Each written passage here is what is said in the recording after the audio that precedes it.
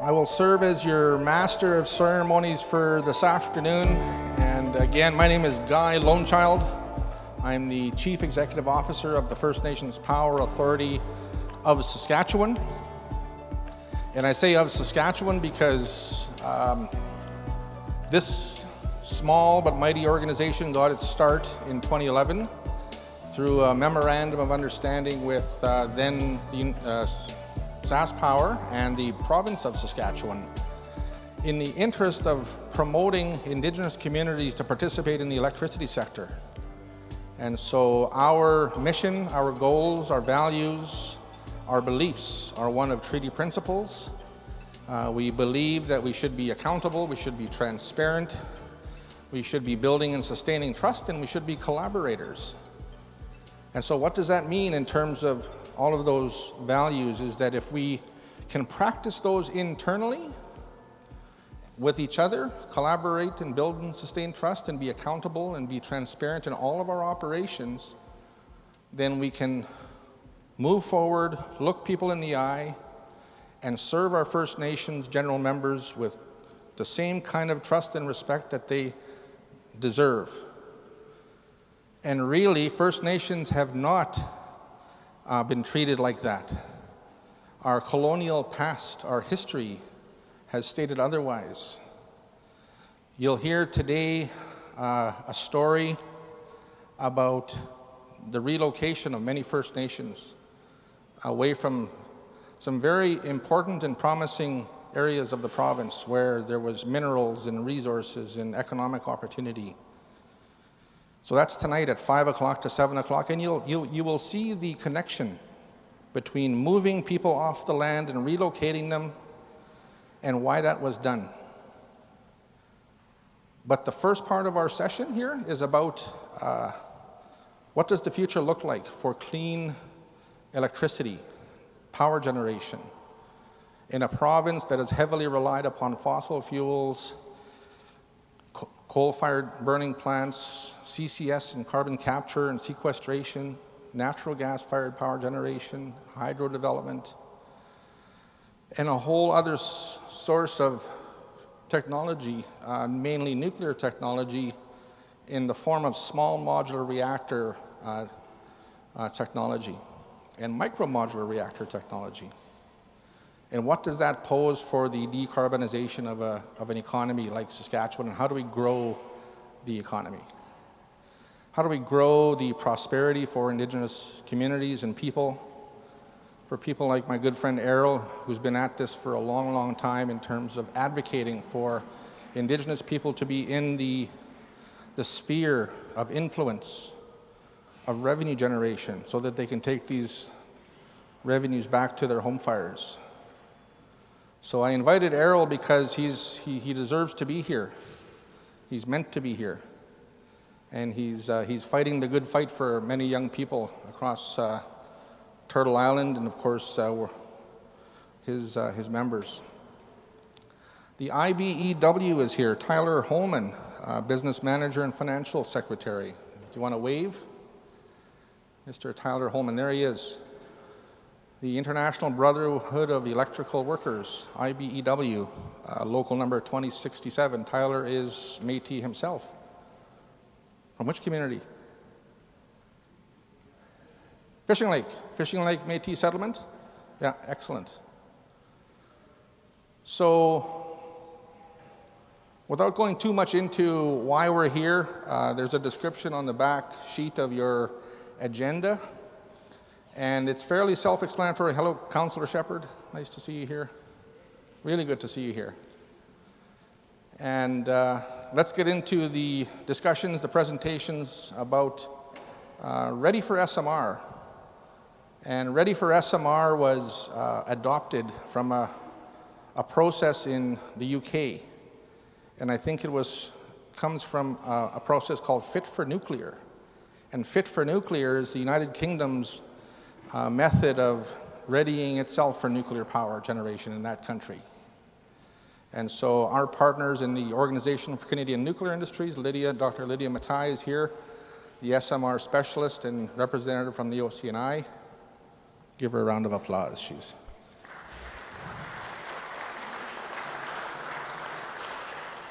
Darcy Holderness from SAS Power, SMR's project lead for Saskatchewan Power Corporation, contemplating Stream 1 of Canada's action plan on small modular reactor technology in terms of the replacement of coal to potentially small modular reactor development. So give him a round of applause as well.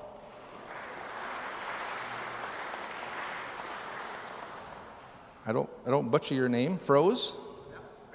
Fraze. Ryan Fraze. Ryan's from the Canadian Nuclear Safety Commission. And Ryan will be giving us a rundown of the Indigenous engagement approach. What does meaningful engagement look like? So what does early, ongoing, and meaningful engagement, sustained engagement look like with Indigenous communities? And that's the new norm in Canada. Long gone are the days of planning projects in Canada after the fact, telling First Nations people after the fact. That's no longer the norm. You know, Indigenous people and communities are self-determining, have inherent rights, we have treaty rights, and we have to ensure that the early engagement is something that we get right. Whether that's of siting considerations or licensing considerations or otherwise, they affect the rights of Indigenous communities, both First Nations and Métis. Warren Gervais, where's the best dressed man in the house here? Warren Gervais. Is he here? Oh, he missed a kind introduction here. Anyways, you'll see him come into the mix. Please come forward if you can. Come to the front chairs, because like I said, I get nervous if you're not paying attention and up here and talking in the back. Let's get going with the,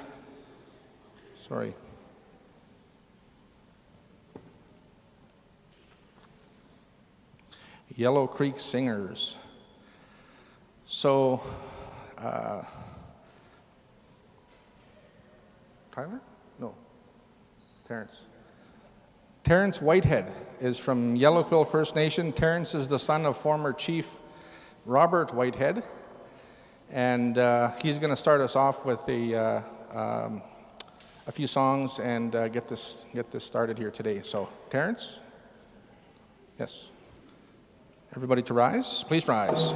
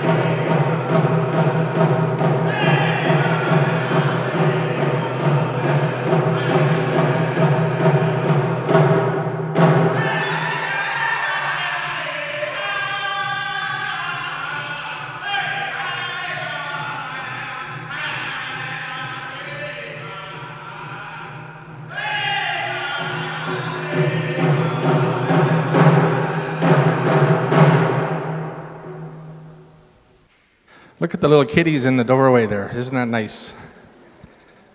Yeah. Every day is a great day when it comes to coming to the First Nations University of Canada to work. And I'll share a little personal note of my own. Today is my father's birthday, Ivan Lonechild, and I wish him happy birthday. He's 71 years old today. He's not here, but in our ways, we always identify who we are, where we come from, and why that's important. And our mothers and our fathers who brought us into this world, there's much to be thankful for their health and their well-being. And so, even though he's not here today, I wish him a happy birthday. And to each and every one of you who are here as well, if it isn't your birthday, we are all thankful for this day to gather together to discuss and learn about new nuclear and that technology that presents hope and opportunity for both environmental reconciliation and economic reconciliation.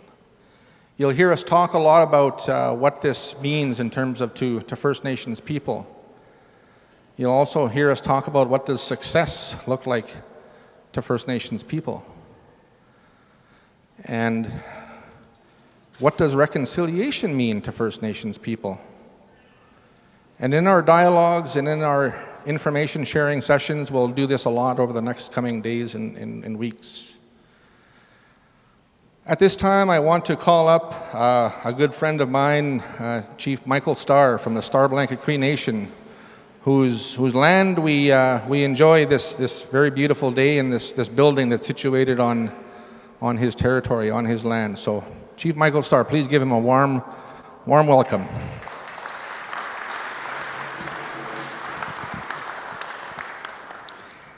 Hi, our Samantu, acknowledge Guy in a good way, acknowledge you all that are here in a good way, and it's given some tobacco to start us off with an opening prayer. And so I ask you just to remain seated, just ask you to help me along in your way, the way that you understand prayer and blessings to our Samantu, our Creator. We will pray for today and all the things that we're going to do and discuss. Talk a little bit or pray for our engagement that we're having, the leadership that are here, all the the facilitators that are here, the guest speakers that are here. We'll pray for them. Pray for a little bit of the food that you're going to indulge in. And I was telling when I was getting my coffee, I didn't have any lunch. I just cruised all the way up here from down in my community, so I didn't have time for lunch. So I kind of hit the spot. I had a banana bread a little bit. So, but having said that, also pray for the things that are coming, things that are here in terms of working with our nations, in terms of the renewable resources, those kind of things that we're going to discuss. And pray for our Oski, our Mother Earth, that it looks after ourselves, looks after each other in that way, and we help each other grow. So we have to be really kind to her and bless her the way we know how and from our ancestral way. So we'll pray like that today. And of course, acknowledge our ones that have all gone on, ask them in a good way to come and be with us as well and help us. Pray for our communities, the ones that are need that continued healing. Our nations are still healing from all the things that have been brought to us, and so we pray for a united front in terms of how we move to engage with them and to move them into a good energy, so a good healing process in our minds. Pray for our older ones and our younger ones that way. So I ask you humbly to help you along and say your prayer in your own way. Aye.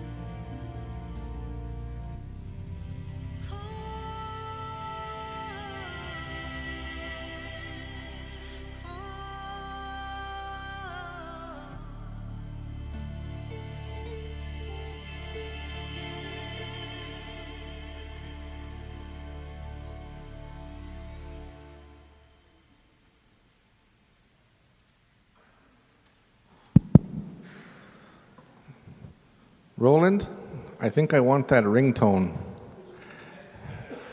Did you hear that? What was the animal? Was it a loon? Was it a loon? Yeah. Anyways, what a beautiful way to start off this afternoon in prayer. And again, to welcome all of you. My opening welcoming remarks will be very, very brief. And what I'm going to point your attention to is the second page of your handouts. There's 5 key areas that we want to address today. Number 1, in the Ready for SMR capacity building workshop for leadership, what are some of the learning outcomes or objectives? Number 1 is understand the Ready for SMR program and how it can support Indigenous businesses who would like to take advantage of this opportunity, as an example. But this is not limited to initial understanding of the supply chain opportunities for Saskatchewan planned SMRs. So think about that. Number 3, information on how SMR supply chain development is supported by Prairies Can. So I think we had the Prairies Can minister out here last week in Saskatoon, Minister Dan Van Dale, I think, in terms of looking at ways that Saskatchewan and First Nations and Métis communities can benefit from nuclear technology. 4, information on how the supply chain development and Indigenous engagement fits into CNSC's plans for licensing SMR facilities. And by the way, hot off the press, I think, is Saskatchewan Research Council's acceptance of looking at micro-modular reactor regulatory considerations. And we'll talk a little bit about that, should there be any questions. And then number 5, but this is not limited to just the 5. If there are any other questions you might have regarding nuclear development en masse, just let us know, en masse, I should say. An opportunity to put historical relocation of First Nations people into the context of SMR development in Saskatchewan. So let's address some of the other prickly issues that is facing nuclear development in Saskatchewan. And so we'll hear from Chief Ira MacArthur tonight at the launching the reading of the book Cheated. And so we'll get a historical context from Chief Ira and others in attendance tonight, along with other First Nations affected, rights-bearing First Nations. Okay. I will hand this portion off to Mr. Noel Voikin to lead us in the presentation material. Noel.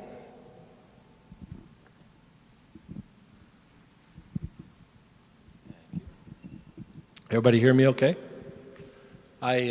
First off, I have to apologize. I noticed for whatever reason last night, Murphy's Law, I started to lose my voice. So I'm not normally quiet, but if I'm a little bit quiet and you don't hear me, give me, holler at me.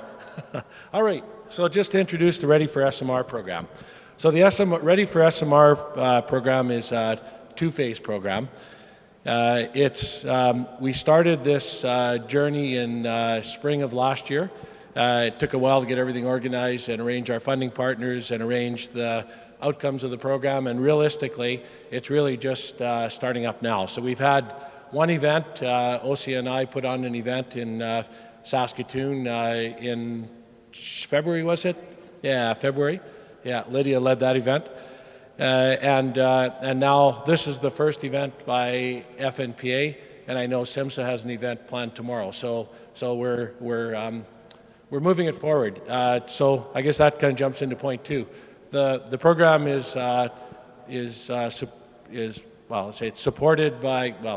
sponsored by CIC. So Brett's in the room today. Thank you so much to CIC, and also Prairies Can. I think I saw Canute here somewhere. Did I? No, I guess maybe oh, there he is, over there. I thought I saw him. Thank you so much to PrairieScan as well for your sponsorship. And then this event is also sponsored by ISC as well. So thank you so much to. Oh, yeah. We're getting that part. Okay.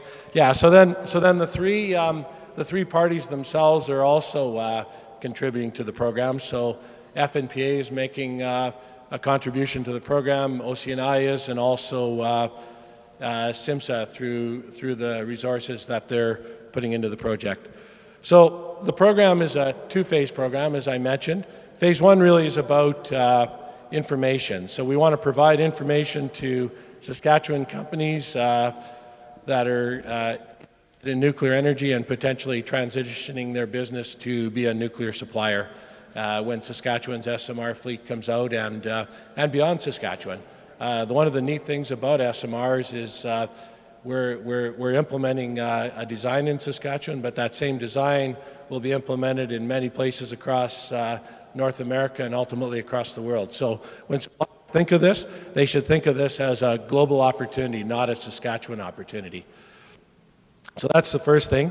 The second thing is delivering information on what this path looks like to become nuclear certified. And then the third thing is supporting participating companies as they implement the change. So phase two of the program will move from from providing information to mentoring companies to make that transition. That part isn't yet funded, but that will start following the end of this program, likely in 2025. So that's the program at a very high level. So I want to introduce the program, and now I'll focus in on Fnpa's part of the program, and I'll allow Lydia to provide OCNI's perspective, and Tom Kiszczak will join us remotely to provide the perspective from SIMSA. So I'll jump into the phase one deliverables from Fnpa's perspective. So phase one for Fnpa is broken into 4 specific activities: capacity building, contractor-focused workshops, partnership skills and technology training, and then a contractor, or shall I say, developing a scope of work for an Indigenous contractor database.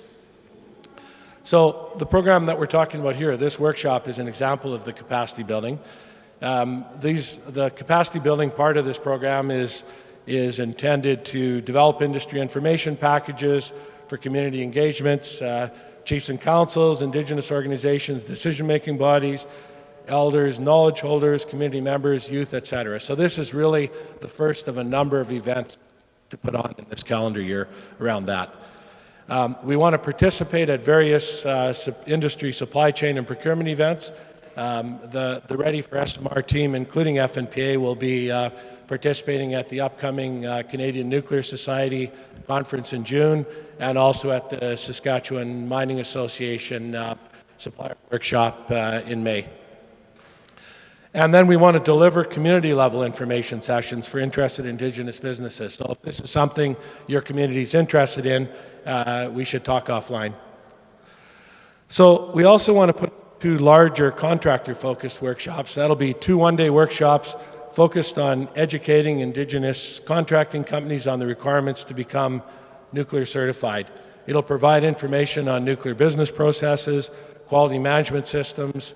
So maybe a bit of an aside there. There's 2 types of work that's done on a nuclear site. One is on the nuclear island. There's typically much tighter standards and contingencies required for that, and then on the non-nuclear island. And most companies that are used to working in the oil field or the mines or wherever else would be able to fight today for on the non-nuclear island part of the site. Essentially, it's ISO 9001 that's required. And then a bit on the overarching safety culture required of nuclear suppliers. So as far as the partnership and skills training, I'm going to go quickly here because I'm up over my allotment of time. We want to develop partnerships with industry to seek the opportunity for Indigenous businesses. We want to develop and coordinate mentorship support to Indigenous businesses, and ensure that this is an ongoing activity program. So if you're an Indigenous business, we would definitely like to talk to you. The contractor database, I'll just talk at a very high level on. We like to build a database that qualified Indigenous contractors are those working towards an Indigenous certification. It'll be Indigenous-led, and it'll be available to nuclear suppliers and manufacturers. So we'll ensure it meets the requirements of Indigenous contractors and the requirements of those that would purchase the services. It may end up being a modification of an existing database or a new database, or we haven't yet determined what that's going to look like, but it'll be something along those lines. So some of the key benefits. Indigenous certification, so we want to make sure that Indigenous businesses are part of the journey to SMRs. From an employment perspective, just based on a study by the Conference Board of Canada, an SMR project could lead to about 700 jobs during development, 1,600 jobs during manufacture and construction, 200 jobs during operation, then 160 jobs during decommissioning. So based on population demographics, we expect at minimum the Indigenous position should be 140 jobs during development, 320 jobs during manufacturing, 40 jobs during operations, and 32 jobs during decommissioning. So it's not difficult to see how a fleet of power-producing and industrial-sited SMRs could lead to significant new benefits for Indigenous nations in Saskatchewan. And with that, I'll turn it over to Dr. Lydia Matei. I'll just introduce her quickly, or did you want to, Guy? Okay. So I have a short bio because I think her skills are an important part of her presentation. Dr. Matei has over 20 years of technical and operational experience in the nuclear and applied chemistry fields, with notable recognition in 2 patents, more than 40 published research papers in recognized journals, and collaboration in over 20 multidisciplinary and multi-international research projects. Her work has been recently recognized by the World Council on Isotopes, which presented her with the 11th International Conference on Isotopes Chairs Award. Since joining OCNI, Dr. Matei works closely with the OCNI team to develop the skills, capability, qualifications, and resources required for Saskatchewan to pivot to an SMR-ready supply chain.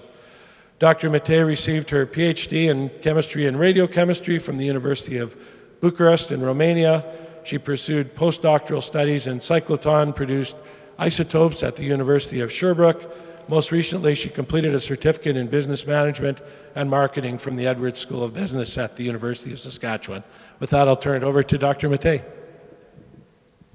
Thank you very much. It's a great pleasure to be here and to present OCNI's activities. So my presentation will start with an overview of the OCNI. I'll continue the discussion on the Canadian energy overview, as well as I'll present a bit about the Ready for SMR program, which will probably expand more later on. And I will finalize my presentation with a discussion about the Canadian nuclear revival somehow. So the OCNI is now at its 45th anniversary and is an organization which represents a broad range of Canadian nuclear suppliers, and majority of them are small and medium enterprises. Its vision is to drive and strengthen a thriving Canadian nuclear supply chain through innovation and leadership. So basically, the OCNI has 4 main roles. One is to create a connection, a linkage between the suppliers and utilities. The second one is to create new capabilities, and that means to increase the supplier skills and resources. The third one is to expand internationally. We have many programs and trade missions internationally, so our role is to reach globally and to expand the existing capabilities here in Saskatchewan or in Canada as well towards the international markets. The last one is the OCNI is the voice, the nuclear voice. So it's actually an advocacy component for the nuclear industry. The Canadian energy overview, so as of 2023, September 2023 actually, the Canadian energy has been provided by a total of 575 terawatts hour. This amount is actually spread by 61% by hydro energy, 6.2% of coal, and 16.5% nuclear. The overall goal is actually to reduce the coal-fired plants up to less than 1% by 2040. How we can do that? By replacing the coal power with something else. In this case, would be nuclear power. In January 2023, a poll conducted by Angus Reid found that almost 3 out of 5 Canadians support the expanded energy by nuclear generation in Canada. In Saskatchewan, 74 of the consultant population declare as being comfortable to live within the proximity of a nuclear power plant. In Saskatchewan, we don't have nuclear power plants. More than 10 natural gas facilities are actually firing the nuclear power plant, the power. And as of today, we basically generate power exactly how to supply the amount requested. So there is a need for additional capacity. Another data is that Saskatchewan has one of the most expensive prices of electricity, up to 19.9 cents per thousand of kilowatts, which is second after Alberta. By comparison, the Ontario and Manitoba and New Brunswick actually do have exactly the other end of the spectrum. So they have the lowest cost of energy. The Ready for SMR program has begun in December 2020 as part of the SMR Action Plan. OCNI has 3 main roles in the Nuclear Action Plan. One is to develop a pan-Canadian supply chain. The second is to promote advanced manufacturing methods to reduce the SMR costs. So basically, that means we're going to reduce also the cost of electricity. And the third one is to promote the SMR workforce diversity and indigenous engagement. So we are looking to engage with First Nations and to increase the diversity so that we increase the capacity to actually perform the required activities in the nuclear industry. The Ready for SMR program has been initiated in July 2022. It has been launched as a regional project in Atlantic Canada. And in August 2023, it has been deployed here in Saskatchewan in collaboration with, in a funded agreement by Prairies Canada and Crown Investment Corporation. There are 3 main actions which are under the Ready for SMR program. Some of them Noel actually touched upon. One of them is to deploy the local supplies, including indigenous-owned companies. The second is to establish a new database of indigenous-owned businesses. And the third one is to build nuclear capacity and track certification both provincially and nationally. When we are talking about the Ready for SMR program, I'm trying to see if, okay, yeah. When we are talking about the Ready for SMR program, we are talking about 5 main pillars. One is to implement a quality management system. So our role is actually to teach companies which are not currently operating in the nuclear industry to embrace the quality system which are required to actually have a quality management system compliant with the nuclear industry. The second is to develop components of the quality programs. The third one, as I mentioned earlier, is to increase the diversity and basically to strengthen the indigenous engagement plan. the fourth one is to implement the safety culture and performance record. So OCNI is helping people and companies to develop their own safety culture, which are compliant also with the nuclear industry. And last but not least component is to train and to provide nuclear education training and role of specific training. So the nuclear industry, at least in Saskatchewan, is not so much developed. And that requires additional training. That requires additional knowledge. We need to leave a legacy behind us, and we need to actually create new resources that will promote the nuclear industry further on. So when we're going to have the first SMR deployed, we'll need to have that capacity already built. So that's our role. That's our role of Ready for SMR program. Recently, in February, together with the Canadian Nuclear Association, the OCNI has launched the Indigenous Engagement Primer, which is a document designed to make people understand the culture and the requirements and how to engage with the Indigenous community. As well, we have the Ready for Reconciliation Plan, which is structured so that we build new relationships. We build strong relationship with Indigenous nations in the nuclear generating system. We also are looking to create a new and powerful supply chain and expand the participation of Indigenous created businesses. We also are looking to work with our members to provide resources and to support Indigenous engagement programs. As OCNI, we are looking to increase the hiring and the rotation rates across the supply chain, particularly for the nuclear industry. And also, we are looking to maintain and advance progressive Aboriginal relations program. The OCNI is looking to actually develop this nuclear supply chain. And recently, a study shows that it is recommended to add additional 17,800 megawatts of nuclear energy to the grid by 2050. How can we do that? We can do that only by adding the nuclear power. And recently, SaskPower here has announced the deployment of the decision to deploy a BWX 300 small modular reactor. There are a couple of sites which are envisioned right now. However, a decision will be taken by 2029.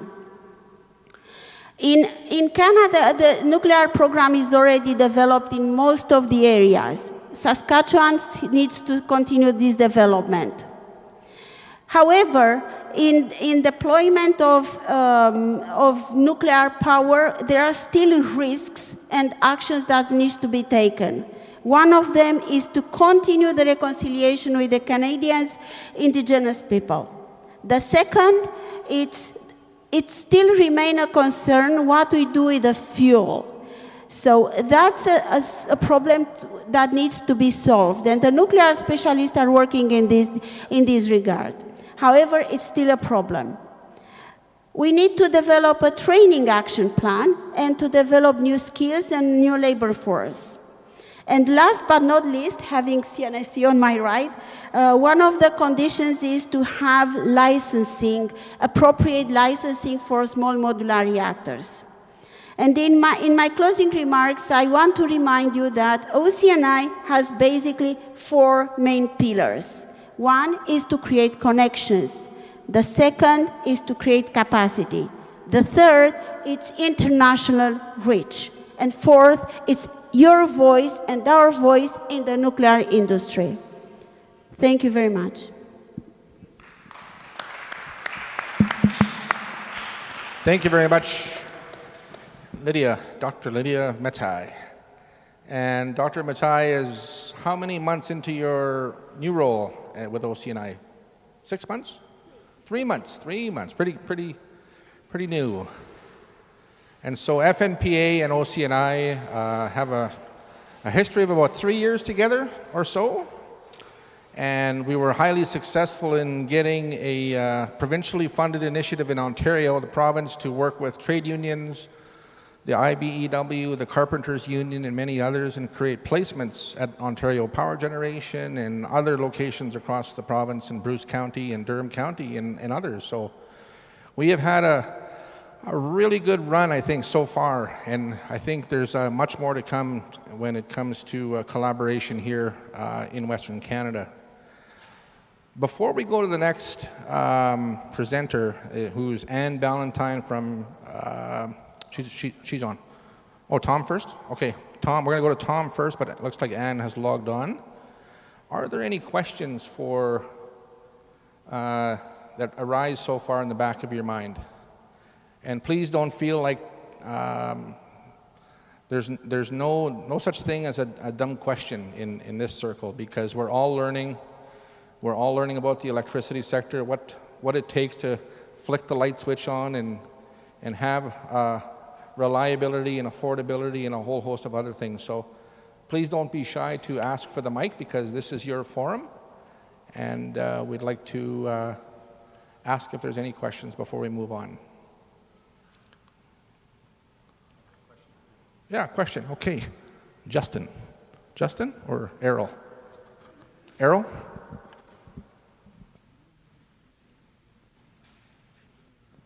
Thank you, Guy. My name is Errol Shappy here. I'm the president of the Aboriginal Skilled Workers Association here in Canada. It was very hard to hear the lady's presentation from here. There's a lot of echo from where we're sitting here. But I caught some of the things that you were saying here. You know, as in North America here, it's very, very difficult for us to get in the labor force. And I built a labor force in 2005. It's recognized in Saskatchewan and across Canada as the Aboriginal Skilled Workers Association. You can look at our webpage, it'll give you a bit of, we are connected with the Canadian Union of Skilled Workers, who is, I think, a IBEW contractor. But they broke away from the IBEW, so they're independent. So that's our partners in Toronto. So what I'd like to see here is that we talked about First Nations involved in this program, right? When I was just at an event here in Prince Albert, they were talking about the mining. What I'm always concerned about is that we Indian people, we're always the last to be on the sites. You got unions ahead of us, you got subcontractors ahead of us, but when we come to the tables, there's some crumbs on the table, on the floor for us. And I want to highlight this to you, because you people should be aware of the difficulties that we have as the owners of the land that you occupy right now, that you're sitting on. You look at the poverty downtown Regina, every major city, homelessness, jobless. You know, the list goes on and on and on. We hope that, and I want to talk to you before this event's over, to give you a clear understanding as to who we are. I'm really thankful to God Loneshaw for giving me the invite to come here to meet you people. Because I think we have a lot of connections here. We have to understand as to who we are and how we can contribute to the event that Mr. Loneshaw has known. So bring a number of about 500 to 700 workers in our database that are seeking employment. So we training from start to finish and so on. Thank you. Thank you very much. Great question. Comments regarding certification and others that really require some attention and some focus. Okay. No further questions at this time. Let's move into Tom Kischuk. All right. Let's welcome Tom. Thanks very much, Errol. Really do appreciate that, bringing that forward. We'll be certainly in touch. No, you go ahead and introduce Tom. All right. So I'll just give Tom a brief introduction here. Tom's the third member of the Ready for SMR team. As I mentioned, First Nations Power Authority, Organization of Canadian Nuclear Industries, and CIMSA. Tom represents CIMSA on this file. So Tom started his career in the field of heavy manufacturing for power generation equipment in 1989 at then a brand new company, Hitachi Canadian Industries. Over the next 25 years, he worked in many roles to support the needs of growing business, and in 2005 was appointed the first Canadian president and CEO of Canadian Operations. During this period, Tom contributed technical and business expertise to a broad range of projects utilizing fossil, nuclear, and renewable forms of power generation. Tom was Vice President of Operational Support for Federal Cooperative Limited as well from 2015 to 2020, where he led the health, safety, logistics, facilities design, development, and growth and business development team. Through his work, Tom has had the opportunity to conduct businesses in many countries and cultures, primarily those in Asia, Europe, and North America. He has extensive board experience in the corporate, cooperative, and not-for-profit sectors, and is currently chair and board of the Sylvia Fedoric Canadian Centre for Nuclear Innovation and the chair of the University of Saskatchewan College of Engineering's Dean's Advisory Board. Tom has a BSc and MSc in Mechanical Engineering from the University of Saskatchewan and completed the Ivey Executive Program at the Richard Ivey School of Business. With that, I'll turn it over to Tom to talk about CIMSA's part of the program. Tom?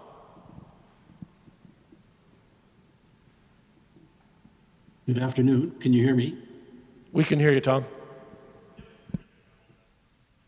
Okay. Good afternoon, everybody. I'm sorry that I'm not able to join you in person today due to schedule constraints. Thank you for inviting me to this presentation, this meeting on Treaty 4 territory. I'm coming to you from Saskatoon, Treaty 6 territory. I'll just explain a little bit about the work of CIMSA in this area. Lydia has covered a lot of the topics related to SMR deployment in the province. CIMSA is representing about 350 suppliers, including many Indigenous suppliers in the province. And my role at CIMSA is to help supply chain develop and be ready for the deployment of nuclear power in Saskatchewan. And we're doing that by understanding the technology and creating awareness and sharing that information with participants in the supply chain, while we're looking at business opportunities related to that supply chain development, both here in Saskatchewan, but also in other jurisdictions, including Canada and abroad. I was expecting that we would be having a panel discussion, and I'm certainly happy to answer any questions that the attendees may have.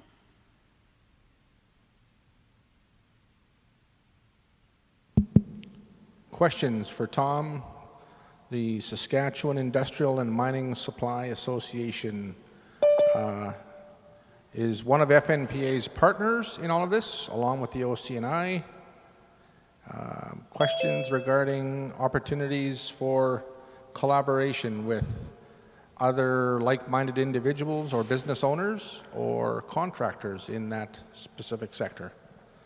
I'll open the floor for any questions for CIMSA. Is anybody, who's heard of CIMSA? Put up your hand. Yeah, okay. Question?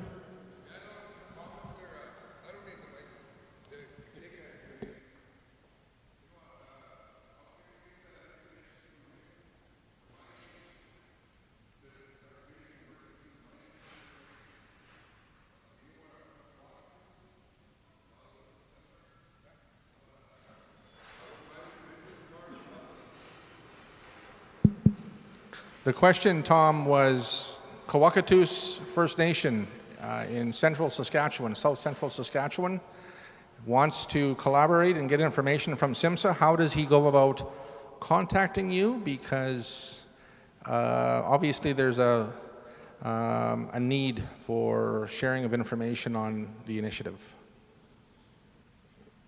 Yes, there is. And I can be reached through the CIMSA website. My contact information is available, my phone number and my email, and that's likely the easiest way to connect with me.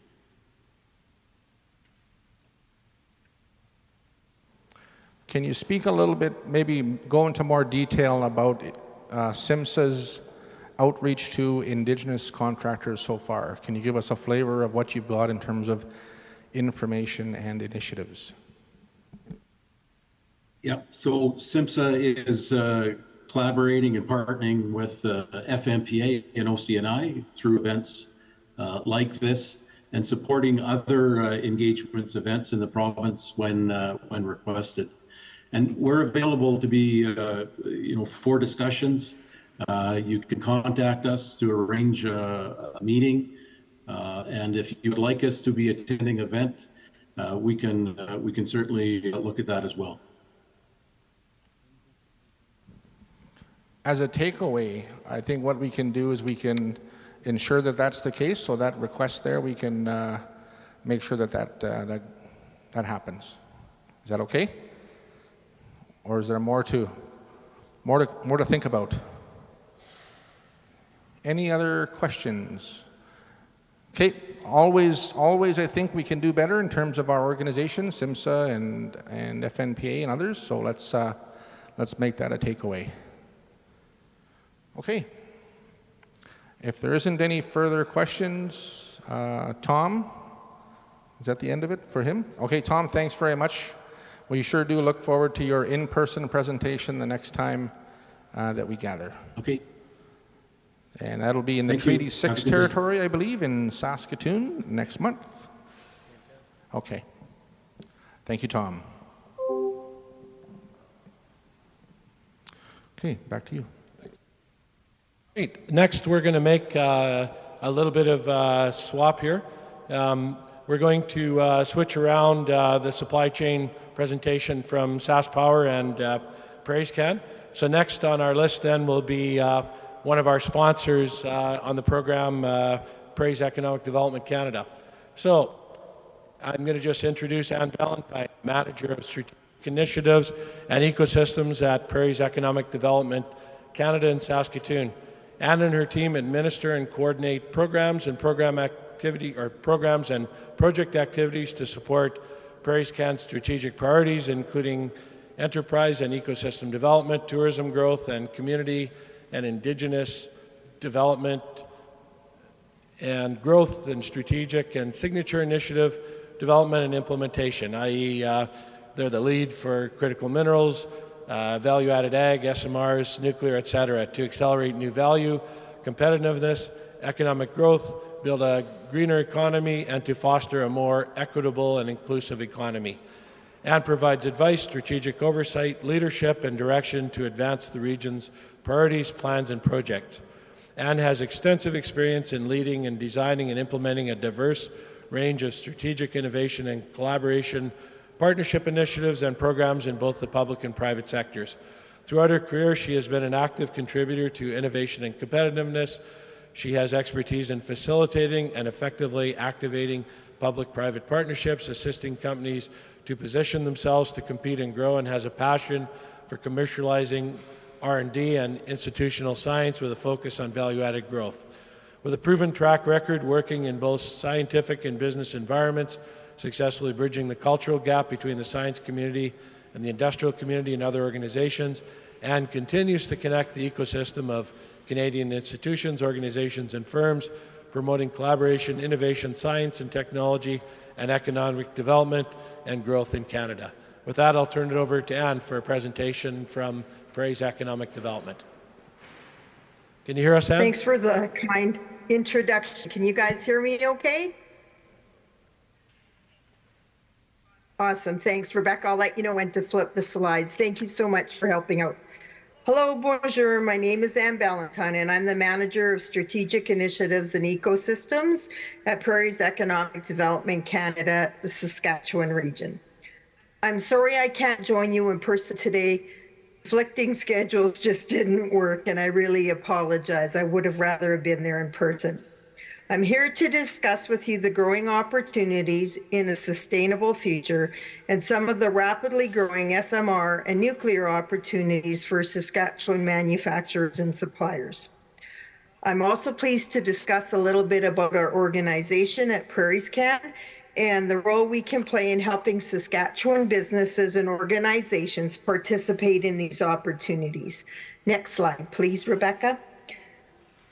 Let me begin by acknowledging that we're on treaty land, Treaty 4 territory in the city of Regina, where you are gathered, and I'm speaking to you today from Treaty 6 territory in Saskatoon. Peoples in both communities are beneficiaries of these treaties. Treaty 4 and Treaty 6 are the traditional territories encompassing the lands of Cree, Saulteaux, Dene, Dakota, Nakota, Lakota peoples, and are the homeland of the Métis Nation.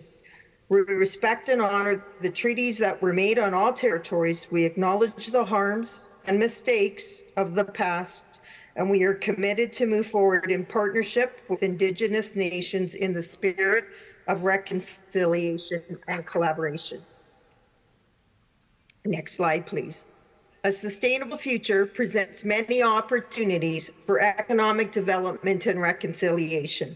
We see many advancements in clean technologies and clean growth supported by various Government of Canada programs and services and policies. For example, looking to our list of initiatives that are currently underway, I want to draw your attention to the focus of critical minerals and clean energy electricity production. And note that the key role manufacturing and suppliers play in these industries. The government, next slide, please. The Government of Canada has a wide variety of grants, contributions, investments, loans, and tax benefits to encourage the development and adoption of clean technologies and clean energy production. These are centralized in the Clean Growth Hub, a main source of information, resources, tools, and advice on federal supports for clean technology. Next slide, please. I also want to draw your attention to other Government of Canada resources available to support businesses in reducing their climate footprint and sustainability. The Canada Business app, hosted by Innovation, Science and Economic Development Canada, also known as ISED, provides 24/7 support for searching federal, provincial, territorial, municipal government programs supported on both the Apple and Google platforms.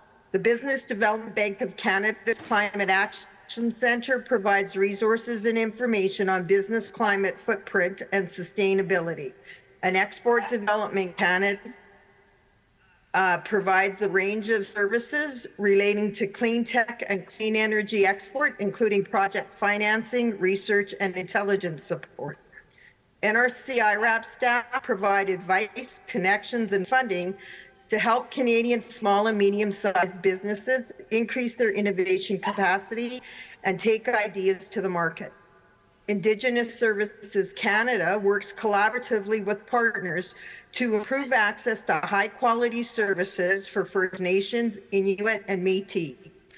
Prairies Can works collaboratively with our colleagues at ISC to help support Indigenous entrepreneurs, business owners, and organizations to undertake projects and deliver programs and services to address the socioeconomic conditions in their communities. Finally, Natural Resources Canada, NRCan, is committed to providing the quality of life for all Canadians by ensuring the country's abundant natural resources are developed sustainably, competitively, and inclusively. Some examples of NRCan's programs target collaborations with Indigenous peoples in the management of sustainable natural resources includes their Indigenous Natural Resource Partnerships Program, which was very popular in its first round and is currently not accepting applications today. However, it will be reopening for applications at a future date. Its Clean Energy for Rural and Remote Communities program and NRCan's Clean Energy and Indigenous Remote and Rural Communities initiative are a few more examples of clean tech resources provided by the Government of Canada to support communities and businesses in reducing their climate footprint and encouraging sustainability. Next slide, please, Rebecca. Let's switch gears for a moment and talk a little bit about the nuclear and SMR opportunities and technologies.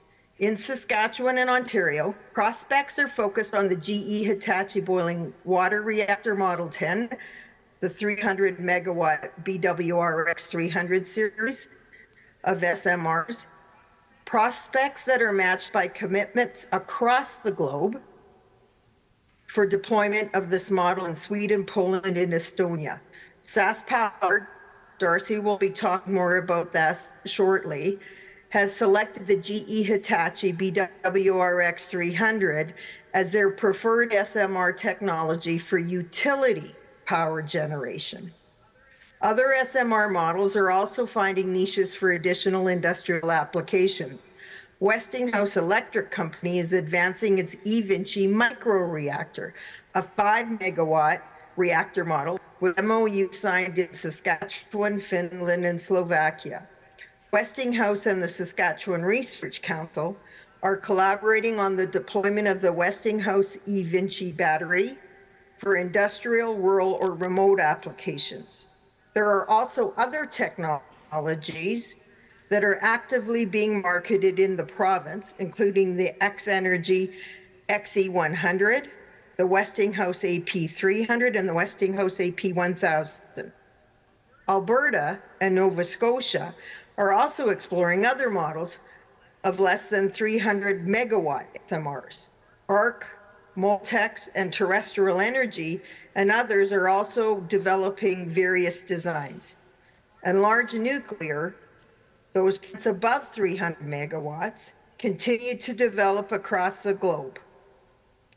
At the same time, there are other parallel industries requiring the same skills, the same precision, and the same nuclear certifications. They're growing as well. For example, isotopes. If you think back to your days in chemistry in school, where you have the periodic table, that's where your isotopes come in. They're used in diagnostic and treatment applications. So isotopes are also important in nuclear medicine.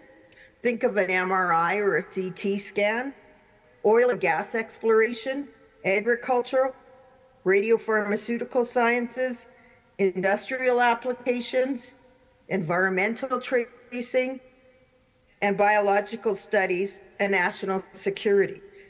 In particular, Saskatchewan's isotope sector continues to grow, supplying essential medical imaging, diagnostics, and treatments to patients.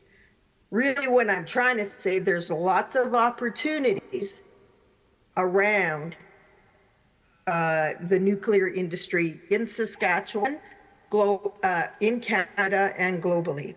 Next slide, please. SMRs are national and international opportunities. According to the study prepared by Hatch Engineering for PrairieScan, it estimated that the global market for SMRs will reach $150 billion per year by 2040. Next slide, please, Rebecca.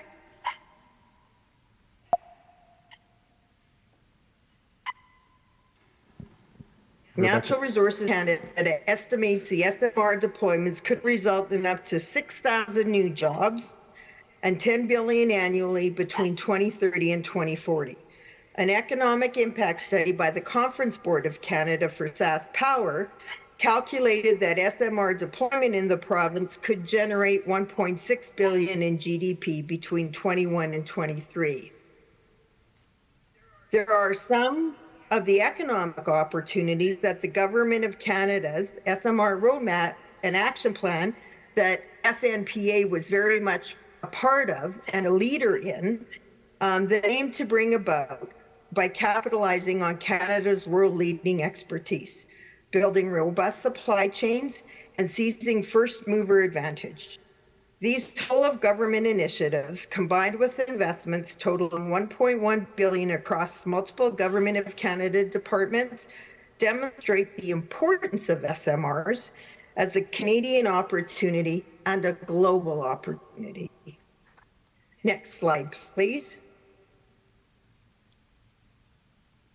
There are a variety of supply opportunities surrounding the various components of the nuclear and SMR supply chains, ranging from components that use materials and manufacturing processes that are more commonly available and can be made locally or regionally with traditional, more common, established levels of expertise found across our existing and emerging regional mining and manufacturing industries.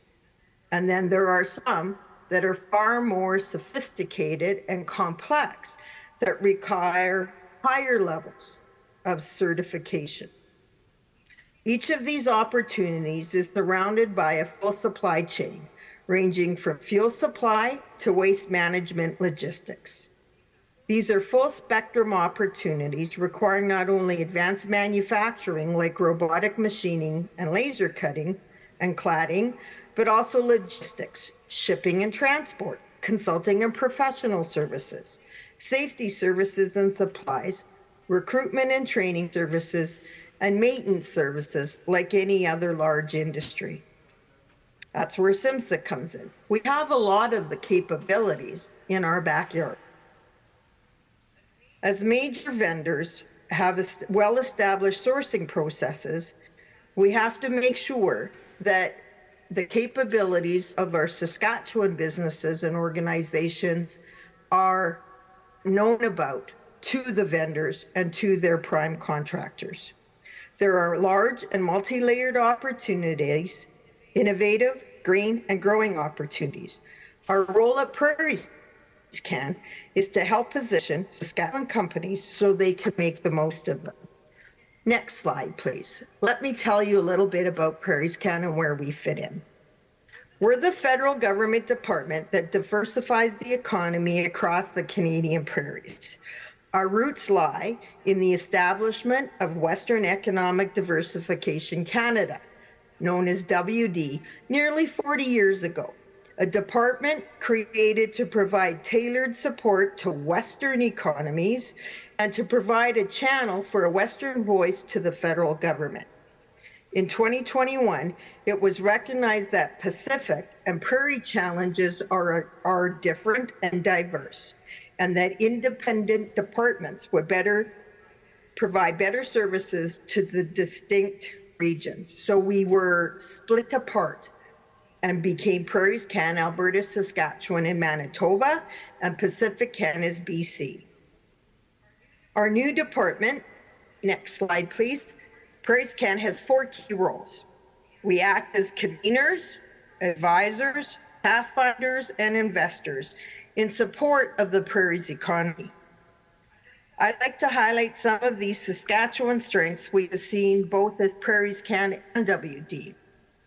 Saskatchewan's business communities have collaborated and coordinated efforts to reach into global markets across a number of sectors, including digital tech, value-added ag, mining, cleaner energy, advanced manufacturing and processing, and all the industries and sub-industries within those. For example, we play a key role in bringing firms together to found both Protein Industries Canada and then Prairie Food Link in the Ag Value Added cluster.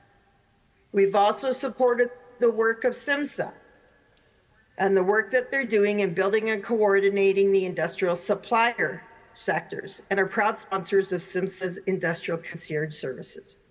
We've worked with Fnpa, providing support to help to de-risk Indigenous-led power generation projects and supporting awareness and knowledge of cleaner energy opportunities.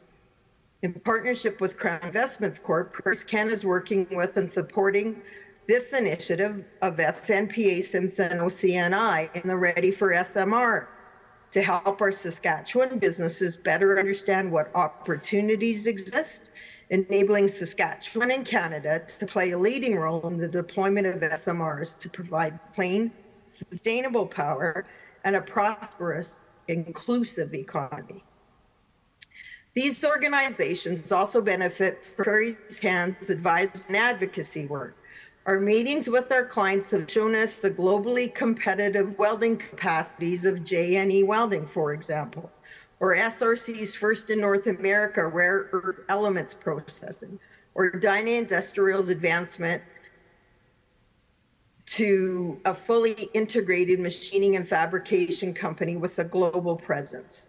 Our relationships with companies fill out the Saskatchewan story, like Dragonfly's drone special flight operations, or Pro Metal's recent expansion, or Pasqua First Nations group of companies growth, or Sask Arc's transition from an oil and gas fabricator into a continent-wide structural steel provider, or support for STC Industrial Group's growth and expansion efforts in fabrication and manufacturing, or SIIT's Indigenous Practical Nursing Program delivery in remote and rural communities. Through our various programs, we have worked and continue to work with a number of Indigenous companies and organizations to assist and support their efforts to enhance economic employment and training opportunities. We collect and synthesize these stories of Saskatchewan's unique capacities and adaptability to tell a pervasive story across the federal government. Saskatchewan isn't just a flat prairies, landscape, and fields, but is filled with innovation that is inclusive and competitive at a global scale. PrairieScan's Pathfinder role is an interesting one. Often companies in Saskatchewan are at scale that they're better served by larger government funders in our PrairieScan shop. We help these companies connect to federal colleagues best positioned to serve them. However, we help Saskatchewan companies to those opportunities. One model we use is through our industrial technology benefits work, in which we connect Saskatchewan companies with the Department of National Defence prime contractors and potential work opportunities or efforts to support Indigenous businesses connecting with federal government procurement opportunities. Many of you will be familiar with this program, as we've worked with the Saskatchewan supplier sector for many years, advocating for opportunities to come to Saskatchewan. Finally, we're investors. Our investments focus on catalyzing the disruptions that have allowed Saskatchewan to develop its excellence across sectors. We funded and coordinated clustering infrastructure, education and awareness, ecosystem building efforts, and sometimes being the linchpin investor that advances a firm's need when they're nearly to a finish line to help them get over it. While smaller than our other roles, our investments are targeted to giving a critical boost when it's urgently needed, with the aim of creating jobs and growth through strategic investments and targeted initiatives. The focus of the Prairies enables the department to foster stronger partnerships with business and community organizations, research and academic institutions, Indigenous peoples and communities, and provincial and municipal governments.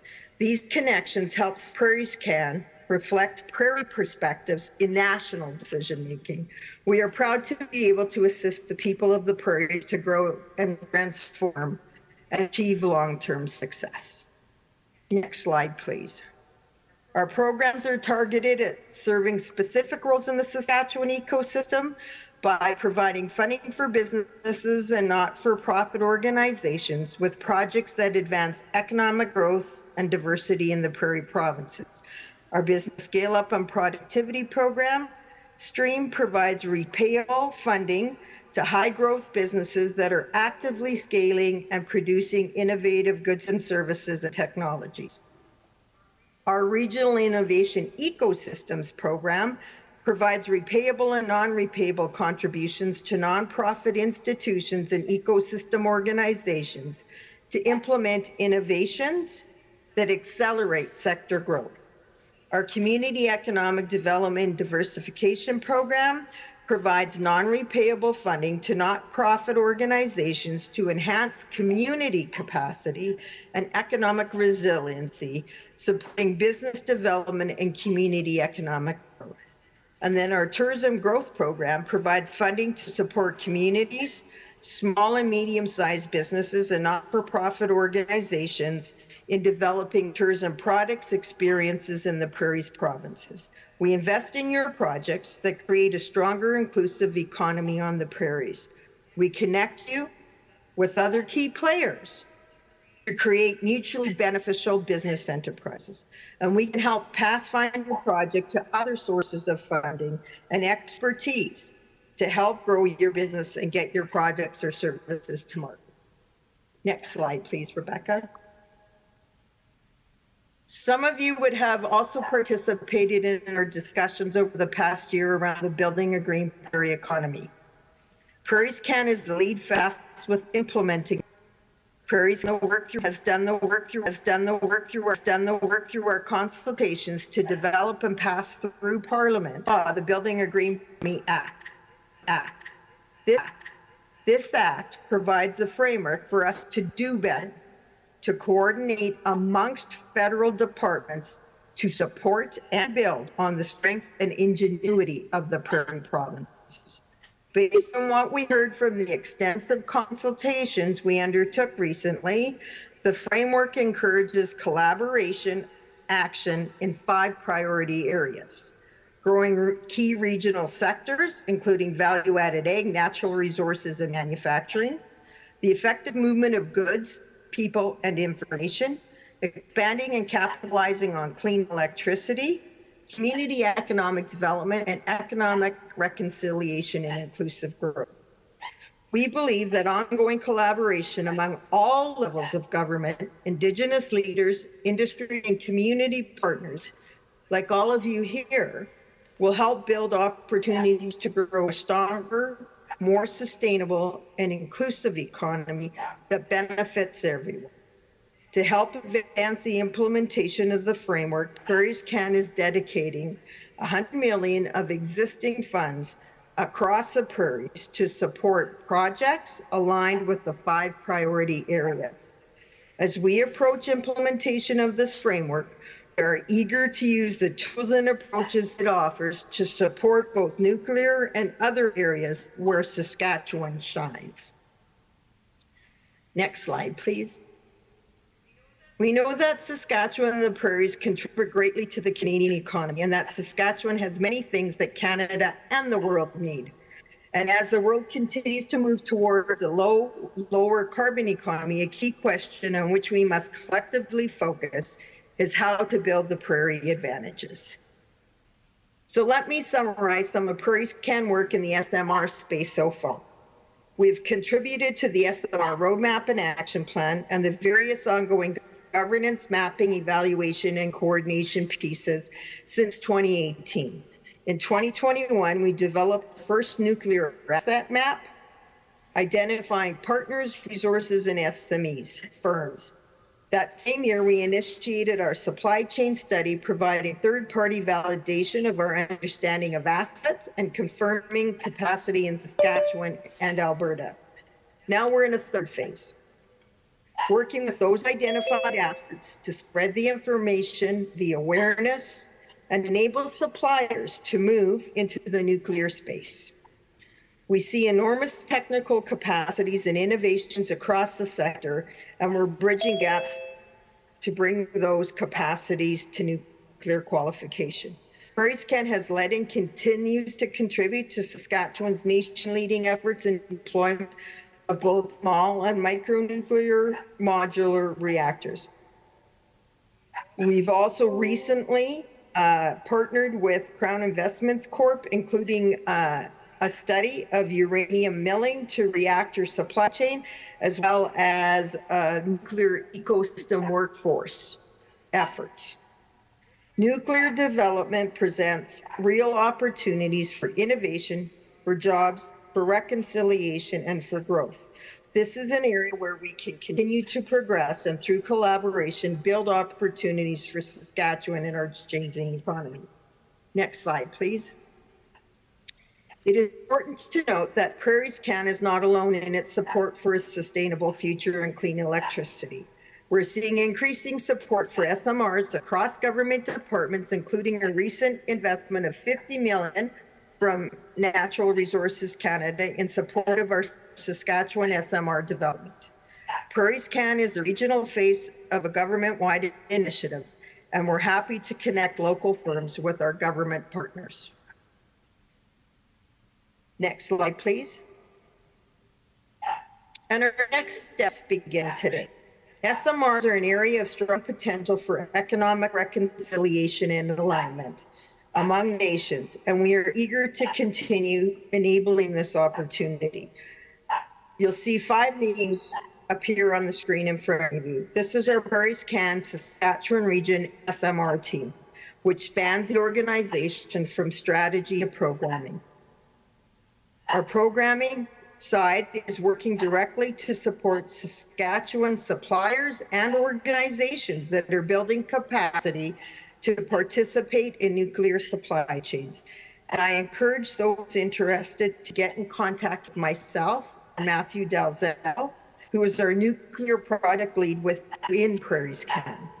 Our policy side is working to ensure that Saskatchewan is recognized across the federal government and analyzing the strengths and unique capacities of Saskatchewan companies to participate in nuclear markets at the national and global scale. Knut Rosassen is with you in Regina today. Please feel free to chat with him. And I also believe that Kirsten Jensen from our Community Economic Development team is there as well. We're also working to ensure that the Saskatchewan story is heard across the federal government. We've pulled together a team to serve across the SMR nuclear opportunity, and I encourage you, whether you're a supplier, a community, or an electricity producer, to feel free to select and reach out those who you think can help. I apologize once again for not being able to be in Regina with you in person today due to conflicting schedules, but want you to know that Knut is there with you in person, and we're happy to discuss how Prairies can help your business and organization. Thank you for listening, and thank you for your time. Thank you. Thank you, Anne. Thanks, Rebecca, for all your help. Be a 2.5-hour drive, just to give you a heads up for next time. But actually, it'll be in Saskatoon. So Treaty 6, thanks very much. Just, do you want to pull forward that question, Rebecca? Online. So online, Donovan asks, maybe Anne, you don't have the answer to this, but we can follow up with it. And I think it goes without saying, even from the Coacatoos individual there, what has NRCan helped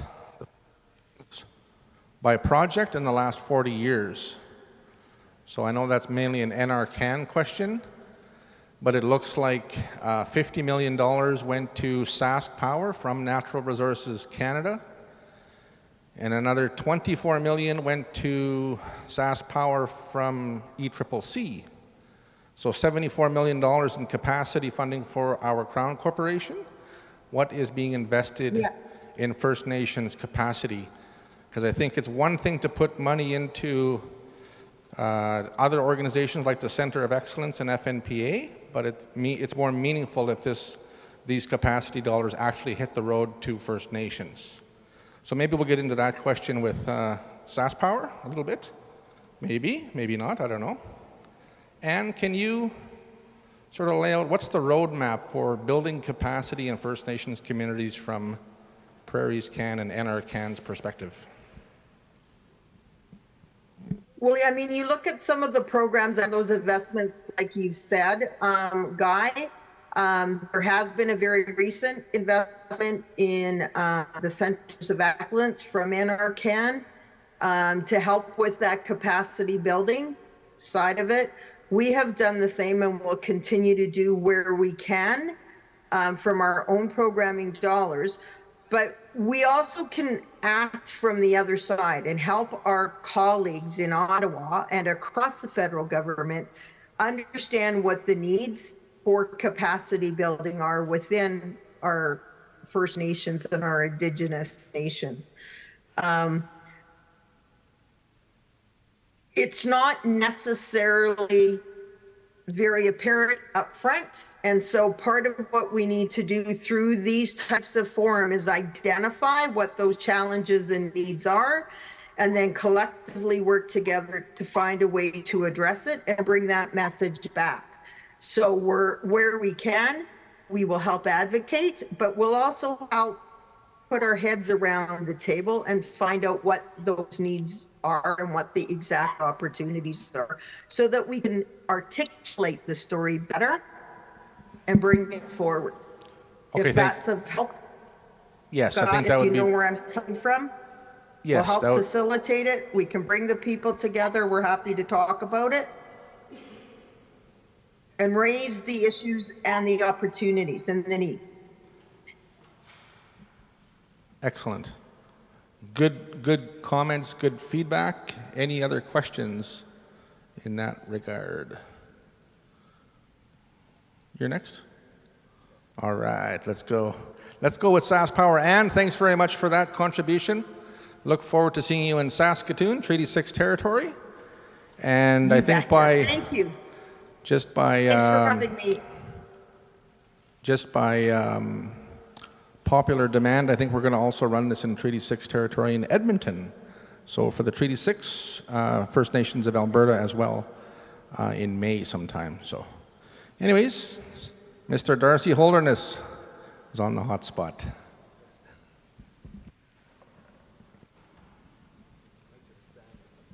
Absolutely. Thanks. Sorry, I'm just going to sit out front so I can see the slides. I need a chair. I'm a little klutzy, and it's a safety issue if I move around too much. So I'll try this. Thank you, Chief Lonechild. Thank you, Noel. I can vouch for Noel in that usually he doesn't need a microphone at these type of events. For the introduction for the event and the forum, SaskPower is doing a lot of work to develop options around nuclear power. And as part of that work, a huge part of what we do is engage, and on the Indigenous side, the engagement program is incredibly important to us. So ensuring that we're creating opportunity in a theme of reconciliation it's a foundational element of nuclear development from SaskPower's perspective. Thank you, Chief Starr, for leading us through the opening prayer. When I think about where we're at today in terms of electricity production, 2/3 of our grid is fossil driven. 2/3, that's over 3,000 megawatts or thereabouts. And so when you think about a net zero future, which is where all economies are going, the conventional way in which we produce electricity has to change. That's a huge challenge for us, and it has to change in a very short period. It's taken us 90 years to build the grid we have today, and now we're looking at changing that grid over a very short time frame. That's a huge challenge, but with challenge does come a lot of opportunity. When we think about nuclear power and what it means to develop it and introduce it to a non-nuclear jurisdiction, that requires a lot of planning, and you'll see it requires a lot of investment. And that's why the numbers, some of the numbers we got from the federal government are high, and that's just for the planning phase. I'll say that's for project development, not necessarily just capacity building, but capacity building is an element to that.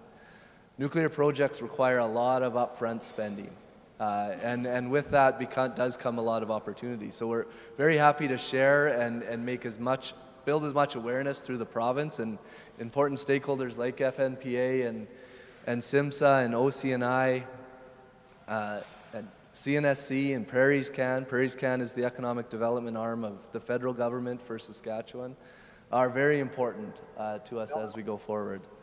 So Rebecca. So the timeline is a long one, and this is for a potential first project. You can see on the top, this is about a 15-year timeline. And we're in what we're calling the pre-planning or planning phase for a potential nuclear power plant. And that takes a long time, almost a decade, before you can kind of decide if you're ready to move into a construction phase, which is when there'll be real contractors and moving dirt and starting to build a potential facility. And so we're looking at making that transition potentially around the end of this decade. 2029 is our final investment decision on whether to proceed with construction. That's the plan today. And we're right here. We're really early in the process. 2024, we just started. We formally kind of entered the planning phase in 2021. And that's when we stood up a team at SaskPower to start putting significant resources into a development of a potential SMR project. You can see the engagement on the bottom is incredibly important to this project. So ever since we've been thinking about nuclear power, we've been out trying to talk to as many people and engage as many communities as we can. And with that, of course, there's a heavy focus on Indigenous. But we're right now in a site selection mode. And we're pre-planning for regulatory processes. Alongside building up the business case and making sure this is the right technology at the right time for Saskatchewan, looking at the final investment decision. So we can make a very informed decision with respect to the cost of electricity, the impact on rates, and that type of thing in 2029.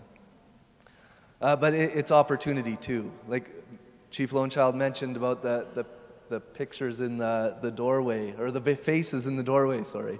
Not pictures, these are real people. You know, that's what we're creating opportunity for. When you think about nuclear power, it's long term. There's not a lot of big wins immediately. This has a potential one single reactor in service by the mid-2030s. 2035, we could have one of these BWRX 300 reactors operating. That's 300 megawatts. We're a 5,000 megawatt grid today. So it's not a big chunk of our power, but it's something that we could start building on and start growing. This is an investment in people, in supply chain, to qualify those services for a nuclear industry. That's a very long-term, decades and decades to centuries of potential benefit that we could see by this early investment. And then we look at clean electricity in Saskatchewan, and nuclear represents clean electricity to a lot of other jurisdictions as well. So, you know, we're driven by a need for clean electricity at SaskPower and a need to start replacing the backbone of our grid, but it really does create a lot of opportunity to a lot of other stakeholders right across the province. So this presentation, I'll get into what we're doing in this timeline. I'll focus on our siting work. That's a big activity of where we're at right now. And then I'll get into the technology development and a little bit about nuclear quality and management systems and what those mean. So it's a very technical driven presentation. I'm glad to see like Pro Metal Industries and Trina and other supply chain. That's who this presentation is kind of driven at. But it's a long-term investment. So site selection.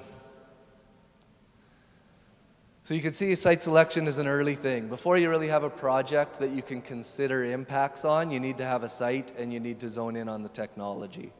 So we have a preferred technology in the BWRX 300 reactor, that SMR, and right now we're really active to find that site and get into those regulatory processes to enable the regulatory approvals in place to enable us to move into that construction phase. So the site selection has been, it's about a 3-year model that we put together to find the site of Saskatchewan's first potential nuclear power plant. And we're very early in that even. Well, I wouldn't say we're early, we're over halfway through the 3-year process. We're looking at finding our site by the end of this calendar year. We want to have a recommendation in place on the site by the end of 2024. And so to do that, we've got these 2 regions that we announced at the end, or kind of September 2022, we announced these 2 regions as being the preferred areas. That was really the start of our site selection process. We took a look at the whole province quickly. We took a look at the requirements of the technology, the requirements of our business, and regulatory requirements when you're siting a project like this. And these 2 areas are most preferred from that lens. And so in September, when we announced these 2 areas, it was really to say, okay, let's look for a site. That was the start of finding the actual site within these areas that we might develop. Next slide. So this just gives you a little bit closer look at those regions. They are focused on, you need water. Large thermal power plants have a steam cycle that needs to be cooled, be it coal or large natural gas or nuclear power. And so we look at water bodies as a regional characteristic that you need before we can look at siting a potential power plant near there. So the 2 areas are focused on those water bodies. The elbow region, we've called it, is Lake Diefenbaker. So we're looking at the Thompson Arm and the Gordon Mackenzie Arm as the potential host water body for this site in this region. We're looking at this is the green shading in here is about a 10-kilometer radius from that water body. That's where we'd physically site the reactor. And then we look out about 30 kilometers from there as a potential footprint for impacts. So that's a starting point when you go through an impact assessment. You have about a 30-kilometer radius from the site, and then you start to work with stakeholders to say, how can this project potentially impact communities and the people around this region? So this is the Elbow siting area, and the next slide will show you the Estevan siting area. So that's focused on the 3 main reservoirs that we have down in the Estevan area, the Rafferty Reservoir, Boundary Dam Reservoir, and we were looking at Alameda, or Grant Devine as well. So this is where our coal operations, a lot of our coal operations exist today. These reservoirs were actually constructed on the Souris water system to produce a water body that can cool a big thermal power plant like a coal facility. So when we think about the future, it's repurposing that same water for a nuclear plant instead of a coal production facility. So that's why there was attractive down here. We think about the transmission access, the services that are here today that are built to the infrastructure that's here associated with the coal operation. There's a lot of synergies with what you'd try to do with an SMR plant when we compare it. So there was a lot of attraction down here on those bases. So that was kind of the start, and we started to really engage. We started a consultation process with rights holders in these 2 regions to surface as much criteria as we can and find the most suitable site that we could find for this SMR facility. So since September 2022, when we announced these 2 regions as the kind of starting point for where we're going to find our site, we've been doing a lot of work. Over the last year and a half, we've done a lot of technical studies, field surveys. We're taking the temperature of these water bodies right down to the bottom, looking at the currents, so that we can model how our heat rejection would interact with that water body, that type of thing. We're looking at terrestrial and aquatic biology and species, that type of thing, to make sure we understand if there's an endangered or protected species.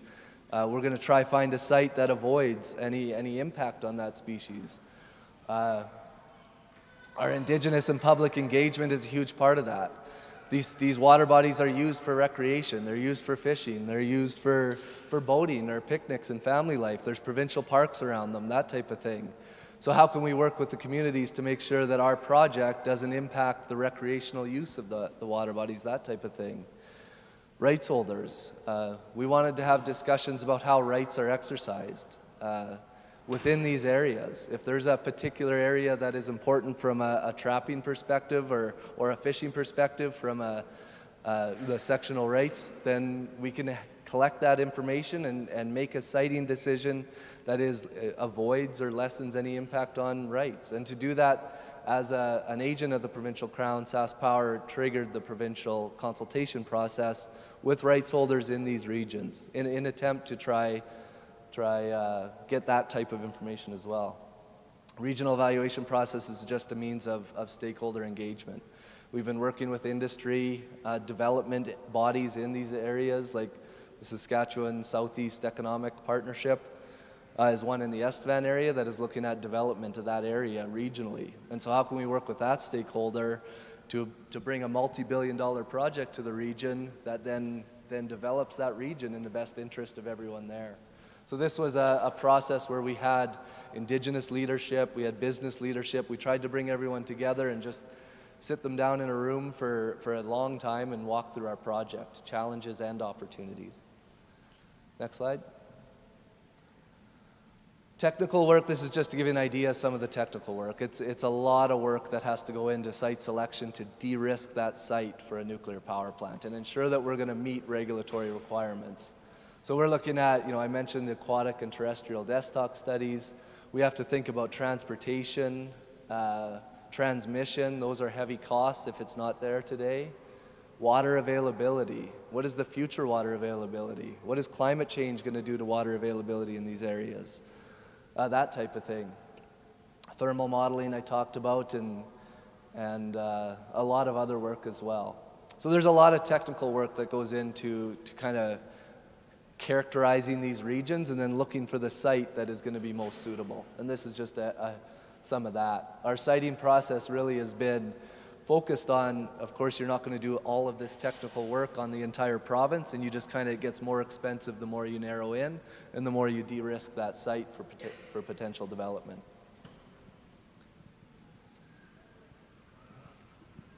Yeah, sorry, Rebecca.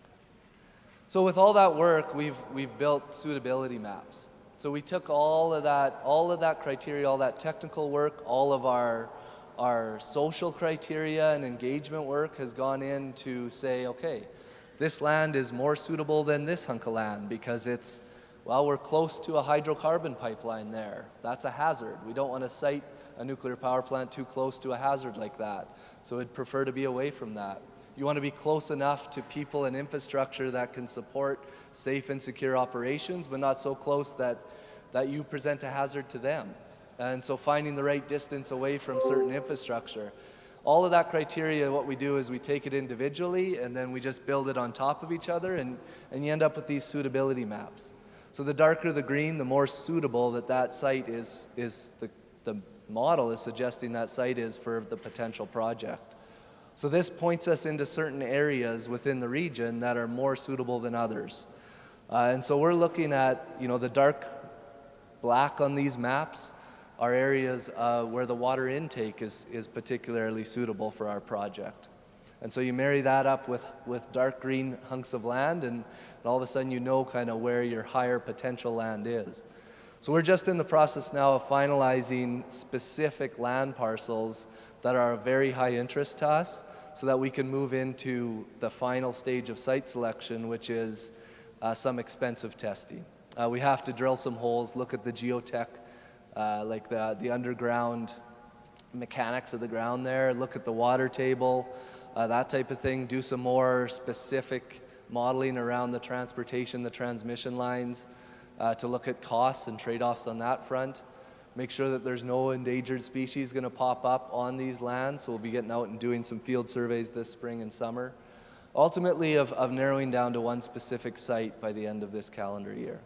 And then we'll go through the process to formally approve that site, and we'll release it sometime in 2025, early in 2025, I hope. And that's really going to what we need to do to start the regulatory process. Question. Yes. In the process of doing all of that, what's your process for involving Indigenous knowledge and elders throughout that process? Yeah, there's two streams to think of there, and it's baked into the regional evaluation process, engaging with Indigenous leaders. The broad engagement program on the Indigenous side of things is a particular area of focus. Mike Cater, who's here now, he's our lead on Indigenous engagement outside of a formal consultation process for the SMR project. The consultation process was started when we released these two regions to the province, and we looked at rights holders and communities that were active around these regions to start that assessment of rights and cultural and traditional land use. Early in the siting decision, knowing that as the project matures and we start to get into the impact assessment process, there's a whole nother level of impacts that need to be looked at and consultation that needs to happen to enable very regulatory decisions on the project, right? So I think it's been multifaceted. We're really early now, and there's a lot more work to go on this front too.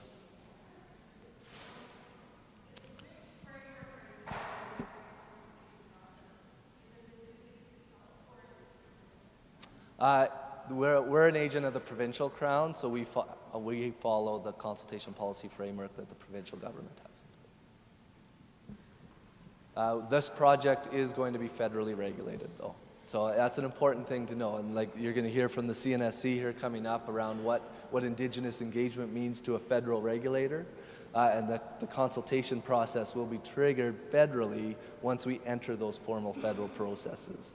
So we're just making a site selection decision now at SaskPower. And then the full breadth of the project, once we kind of have a site, we have a technology, we can look at impacts much broader. And that's I think, when you look at social and economic considerations, gender considerations, and then that Indigenous lens comes in on all of that, right? Are you thinking about Bill C-15 and free, prior, informed consent in the United Nations Declaration of Rights of Indigenous Peoples? Yeah, so are we, for sure. Yeah. Errol.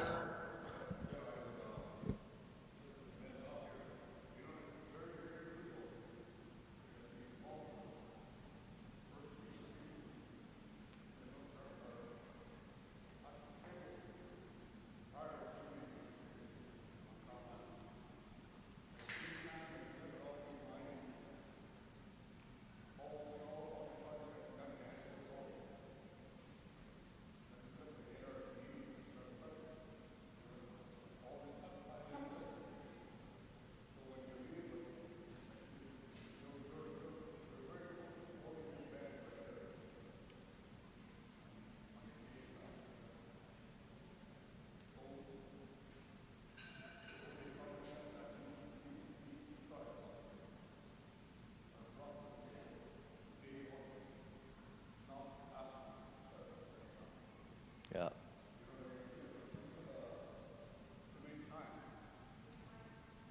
I think they're having trouble hearing you online. I don't know. You know, like too many times, projects like this, major projects, have been initiated. But at halfway, maybe throughout the duration of the planning, there are no of us people sitting at those tables. And that's what you guys have to change. You know, I don't know if you understand duty to consult, you know, and in fact, the federal government, you know, like you guys have to understand our way of life, our treaties and who we are, how Canada came to be. Like, these are big projects. And these are really on First Nation land. We should be at these tables from day one before we even put a spade in the ground. That's what I have to say. Thank you. Thank you. Not sure where Rebecca went. Those comments are meaningful, and we've been engaging a lot on the project as early as we could on the project. Back in 2021, even with Fnpa, was our first kind of, we went around the province trying to engage with as many First Nations communities as we could, knowing that this does represent a long-term investment, and we want input as much as we can, as early as we can. No, not to discount your comments and the message you're sending me. It's heard.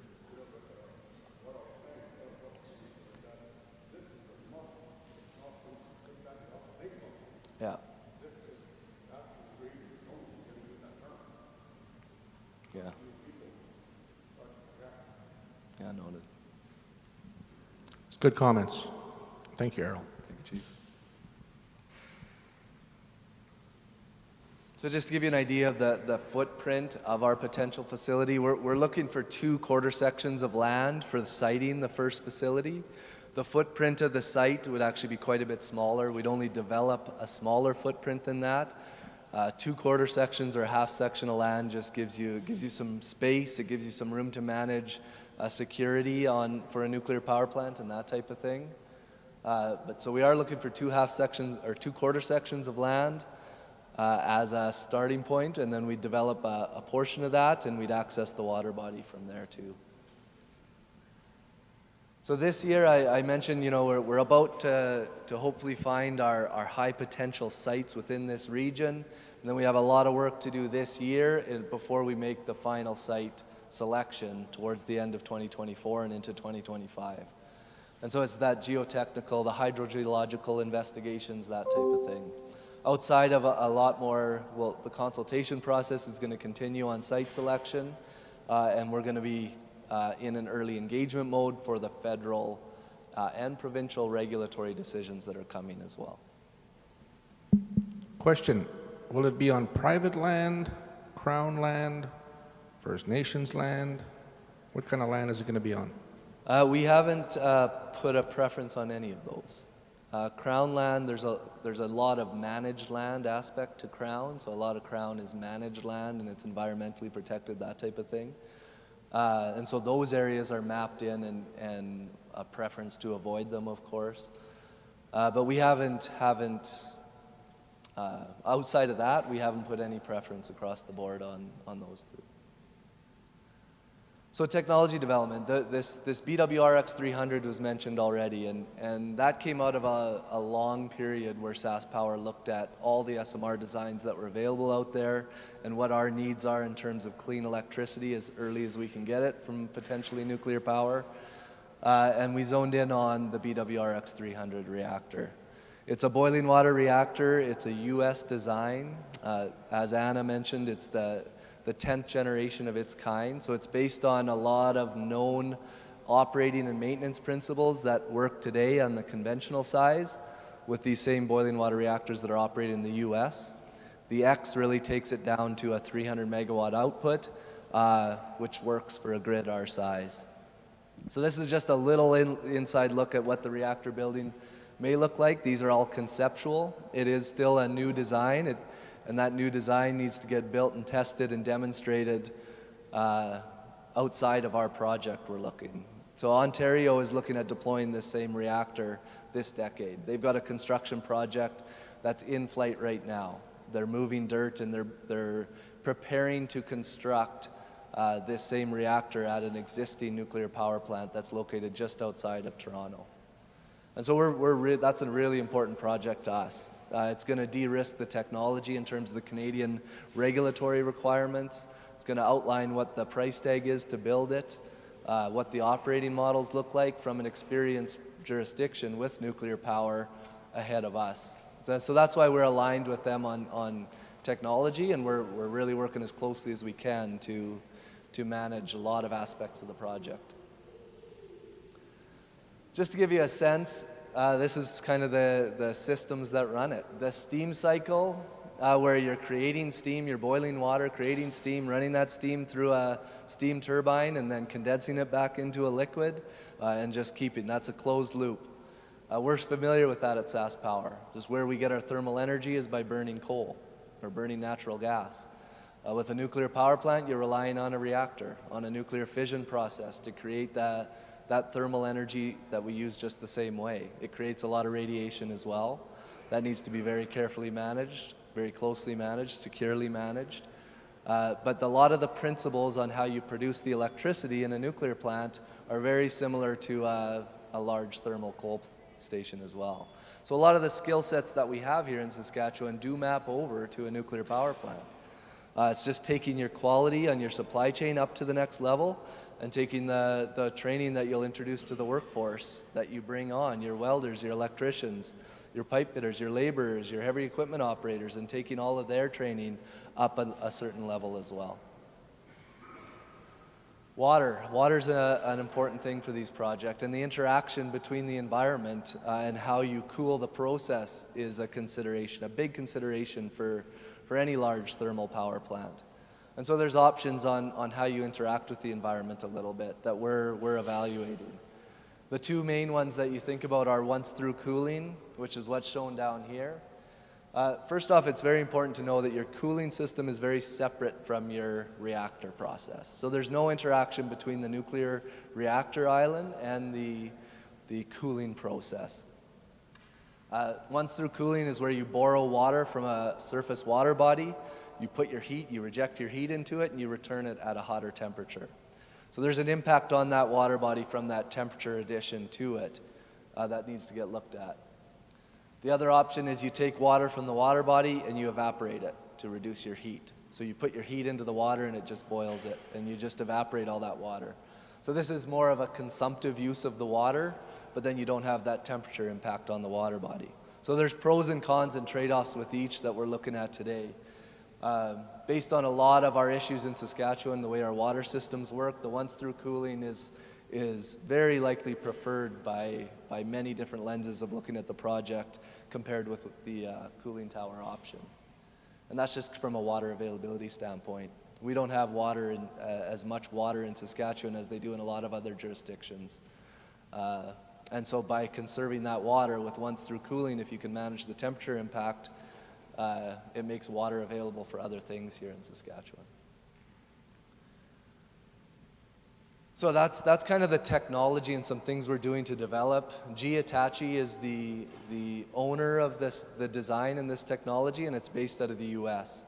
And so it's designed to a lot of those American standards. ASME is the body, the entity that looks after a lot of quality standards and design and construction requirements on these types of facilities. And that's the American Society of Mechanical Engineering. They have a lot of standards in place that dictate power plants in general. But when we look at how we build and manage nuclear projects in Canada, the Canadian Standards Association, or CSA, is what the CNSC will look at for a lot of setting those quality requirements. So it's about making the US design work to construct and operate in a Canadian environment using CSA standards.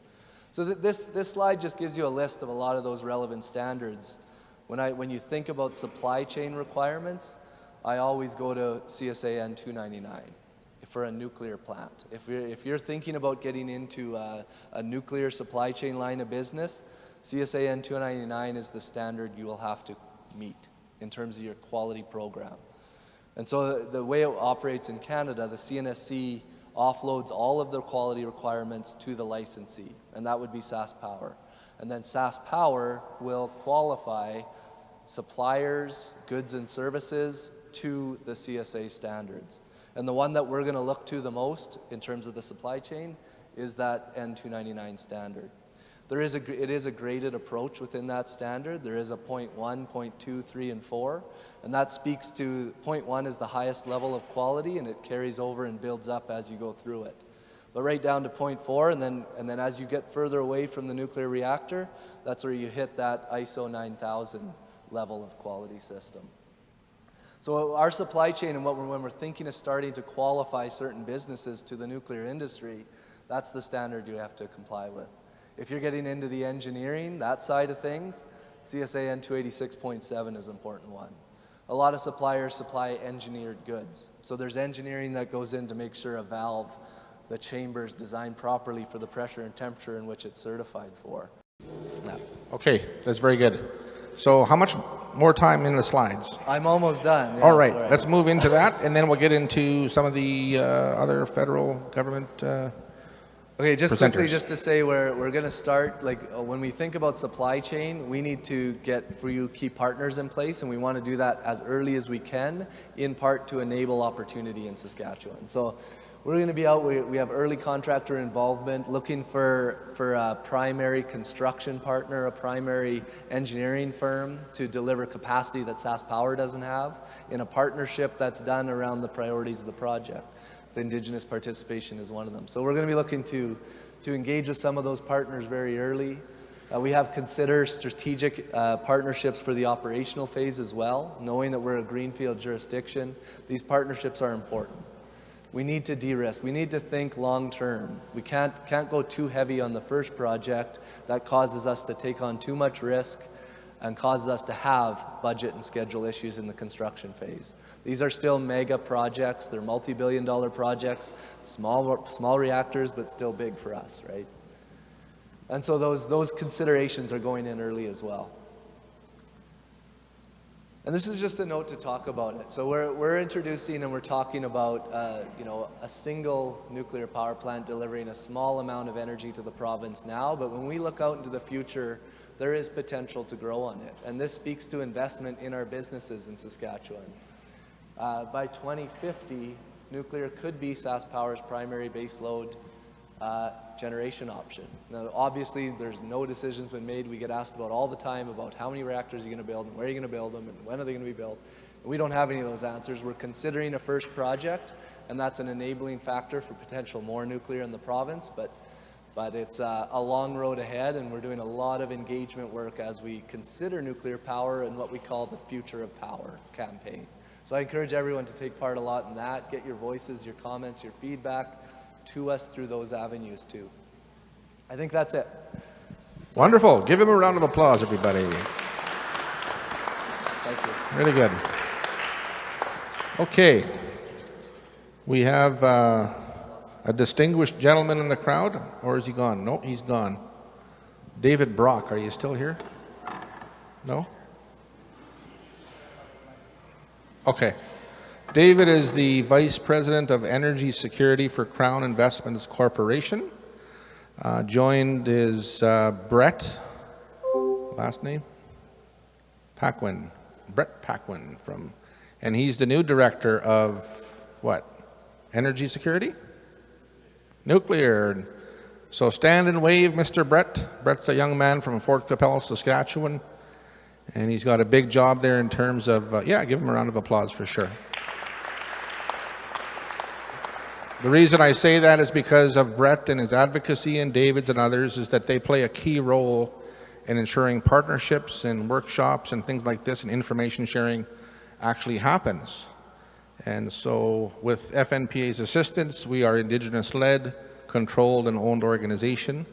And when it comes to engagement and asking the question of how do you want to be engaged, how does Kawakatus want to be engaged? You should have an engagement strategy or a plan. Here's how we want to be engaged. It isn't just a sort of a one-way street in terms of talking to your nation. The Métis Nation has its own consultation framework. How do you want to be engaged? Star Blanket, White Bear, and many others. So our next presenter will help us figure out very important regulatory gaps that exist in the province. Previously, the Canadian Nuclear Safety Commission and the province of Saskatchewan had a memorandum of understanding to sort through those regulatory gaps. As I know, because we were commissioned by the CIC in the province of Saskatchewan to do just that, is to look at what opportunities there are for First Nations to be involved in that, how should they be engaged, and what process could be adopted for addressing these regulatory gaps. Ryan Fraze is a senior advisor with the Indigenous and Stakeholder Relations Division at the Canadian Nuclear Safety Commission. Ryan has over 18 years of experience working in the nuclear sector, working primarily with uranium mining and milling in northern Saskatchewan. Ryan is responsible for working with Indigenous communities and members of the public across the country, and this works with the CNSC with over 98 different Indigenous communities across Canada. Ryan works with a team that provides advice and supports staff and management in ensuring that CNSC fulfills its duty to consult with Indigenous groups who may be impacted by Commission decisions and CNSC regulatory processes. The team plays an important role in ensuring that the CNSC has an accessible and transparent regulatory process that builds confidence and trust in the CNSC's decisions and its ongoing regulatory oversight of nuclear facilities in Canada. Ryan has a background in environmental science and graduated from the University of Saskatchewan. Ryan has 2 children and resides with his wife in Saskatoon on Treaty 6 territory. Ryan Fraze. Thank you, Guy. Thank you, everybody, for coming out to see this talk today. Really excited to be invited by Noel and Guy to be here today. Yeah, I'm going to talk a bit about the CNSC, who we are and what we do. A lot of people don't know about the Canadian Nuclear Regulator. We play a large role in this project as we regulate all reactors and all nuclear projects across Canada. So I'm going to start a little bit about who we are and what we do, and talk a little bit about some of the engagement that we do in consultation on our projects across Canada. First off, I'd like to acknowledge that I'm here in Treaty 4 territory, Treaty 4 land, and on the lands of the Cree, Saulteaux, Dakota, Nakota, Lakota, and homeland of the Métis. I'm really honored to be here in this beautiful building today. I don't get down to Regina that often. I'm more usually going north to the uranium mining areas. I work with a lot of First Nations in northern Saskatchewan.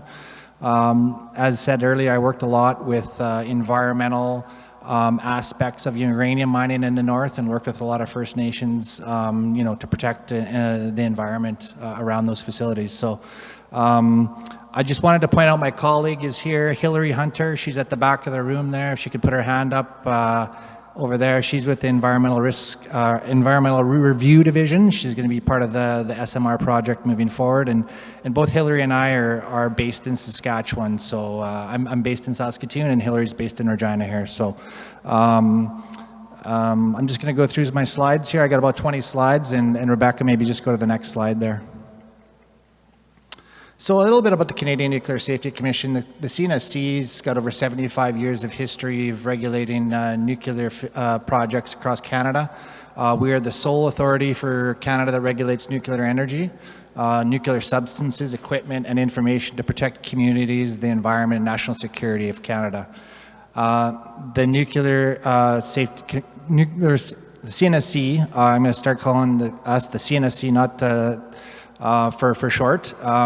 We regulate the use of nuclear energy and materials to protect the health, safety, and security of the environment across Canada. We implement Canada's international commitments of peaceful use of energy, and we communicate. One of the biggest things we do is really to get out to events like this and communicate to the public and to Indigenous communities about nuclear projects in Canada. So that's our mandate, is to protect Canadians and the environment, to create a peaceful use of nuclear energy across Canada. We're independent. That's important. We're an independent regulator. We don't promote nuclear projects, but it is our job to make sure that these activities are carried out safely. Next slide. So the commission, talk a little bit about the commission because it's very important. They're the ones that make the decisions on all nuclear projects across Canada. I'm a staff member, and my colleague Hillary is a staff member. The commission is actually the one that makes all the decisions. So if this project moves forward, SaskPower will have to go before the commission, and the commission will make the decision. Decisions to grant the licensing are made by independent commission experts guided by clear rules for procedures, and they're arm's length from government. So what that means is if there's a new political party that takes office in Canada, that should not influence the commission at all. They're independent of political parties, and they make their decisions based on science and Indigenous knowledge and evidence. So I'm a staff member. We have approximately 900 staff across Canada. The commission renders its decisions based on transparent public hearing process. The hearings are all open to anybody in the public. You can watch them online, and then they have them recorded online, and you can watch those hearings for up to 5 years after a decision has been made. So members of the public, Indigenous communities can also participate in the hearings. We actually provide funding to do that. I'm going to talk a little bit about that funding later on in my presentation, but they're encouraged to come out, whether you're an NGO, you're for nuclear, you're against nuclear, you're a mayor, you're a chief, anybody's welcome. There's an opportunity for you to say what you feel about the projects. So I can talk a little bit about that process later on. The commission makes decisions based on science and evidence and our regulations, as I said earlier. I did want to point out we currently have one vacancy. Our president was with us, Romina Vel. She was with us for 5 years, and she stepped down most recently, and she's doing some different work now. So we do have one vacancy. We're waiting for a new president to be named. In the meantime, Dr. Timothy Berube on the far left is our current acting president and CEO. And then we have a number of other new commission members that have been appointed to the commission. Generally speaking, the commission members are part-time jobs, with exception to the president. The president's a full-time job and also the CEO of our organization. And I did want to point out that two of them are actually Indigenous. Dr. Timothy Berube is a Manitoba Métis member, and Mr. Randall Coggy is a former chief of a Saugeen Ojibwe Nation, which is located right near one of the largest nuclear power plants in South Bruce. So he's also a lawyer by trade. So when we're getting questioned on nuclear projects, there's always that Indigenous lens that is brought to the commission on the day. So next slide. So this is just a slide showing a little bit about what we regulate across Canada. So the CNSC is a lifetime regulator. All nuclear-related activities in Canada, as I said earlier, from the mining and milling of uranium mining in northern Saskatchewan to the transport of materials across Canada. to nuclear medicine, the fuel manufacturing of nuclear power pellets that go into the plants, into the reactors, and including these new reactors. So anything that's small modular reactor, whether it's the SAS Power project or the project that the SRC is proposing to do with their micro reactors, we are the ones that regulate those reactors. The CNSC is also responsible for ensuring these facilities are carried out safe and promote under the terms of reference granted by the license. So those are just some of the things we regulate across Canada. They have over 2,500 licenses, from anything to, your medical isotopes at the universities to the mines in northern Saskatchewan to the reactors out in Ontario. So, and this is just a map of some of our offices. So I said earlier, we have 2,000 licenses for activities ranging from administration of nuclear medicines to operation of nuclear power plants. Our head office is in Ottawa, and we have sites across or nearby most of the nuclear power plants in Canada, including Point Lepreau as far east as New Brunswick has a power plant. The 900 staff come from across Canada and typically live and work in and around the communities, their facilities that are they regulate. So, for example, we have a Saskatoon office, as you can see in the slide there. Recording in progress. And that's our Uranium Mines and Mills Division office. So the Canadian Nuclear Safety Commission has an office in Saskatoon because there's a lot of uranium mining in northern Saskatchewan. For example, we're the only province in Canada that actually mines uranium. So just to give you an example, Canada alone, Ontario gets 50% of its power from nuclear. And if you think about it, the majority of that's coming from northern Saskatchewan. So like to say to my colleagues in Ontario, should say thanks to Saskatchewan for managing to get that nuclear, that uranium out of the ground and out to Ontario. And then New Brunswick gets about a third of their power from nuclear power as well. So, next slide. Just talking a little bit about the difference between the regulator and SAS Power, which is the licensee or potential licensee proponent.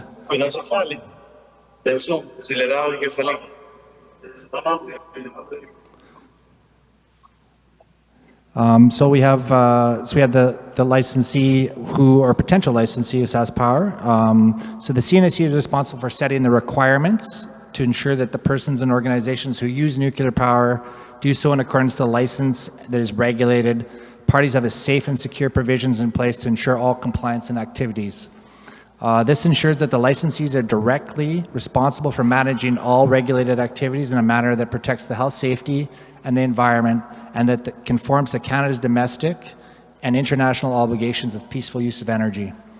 So through licensing and compliance, the CNSC ensures that regulated parties are informed about regulatory requirements and while verifying that they can continue to be met.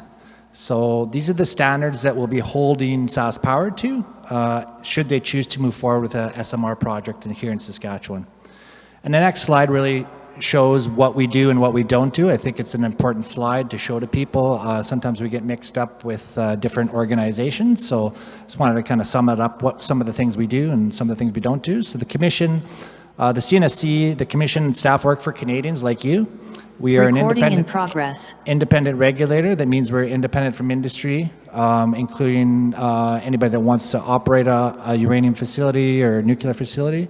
We're also independent from the province of Saskatchewan and the federal government. So we are independent in that on purpose. Our staff review applications and the Commission decides whether or not to issue that license. So we don't select sites where the activity happens, nor do we own, manage, or operate projects. But we do ensure that the projects are carried out safely in accordance to license and regulatory requirements. The Commission's decisions are based on the best available information and the latest science and Indigenous knowledge is included in that.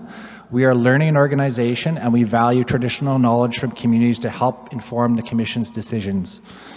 Staff also verify safety and compliance licenses. We stand ready to take action if needed to protect Canadians and the environment. Next slide, please. So here's a quote directly from our Nuclear Safety Control Act, which is the act that we fall under, which offers a more detailed look at the Commission makes decisions based on the proposals based by an applicant such as SAS Power. A license will be only used by the Commission when an applicant is deemed qualified to carry out the activity the license will authorize, has demonstrated that they will protect the health and safety of the persons in the environment, has demonstrated that they will maintain national security, has confirmed that they will adhere to international obligations to which Canada has agreed to. This is what we expect of SaskPower to demonstrate to decide to proceed to their next project and the next steps. The next slide shows a little bit about our nuclear facility licensing stages. So there's essentially a number of different steps that the SaskPower or a nuclear licensee has to go through.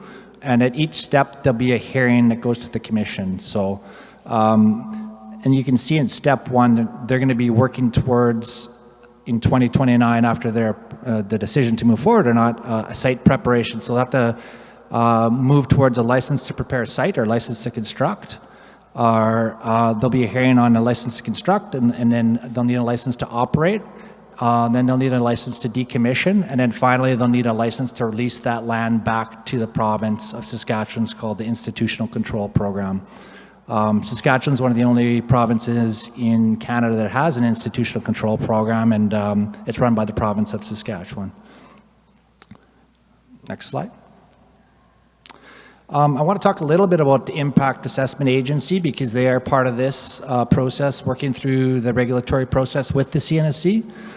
So in addition to the Nuclear Safety and Control Act, there's also the Impact Assessment Act that came into force in 2019. And basically, nuclear projects above a certain threshold, and SaskPower's 300 megawatt threshold is one of those, trigger an integrated impact assessment. So an integrated impact assessment ensures that all the requirements are both under the Impact Assessment Act, Federal Act, and the Nuclear Safety and Control Act are met. In the cases that the Federal Environmental Minister will refer to the Integrated Impact Assessment Act to an independent review panel, and at least one member of the CNSC Commission will be in front of the roster on that panel. Throughout the process, the CNSC will cooperate with the Impact Assessment Agency of Canada to ensure that all requirements of each act are met using a one project, one assessment approach.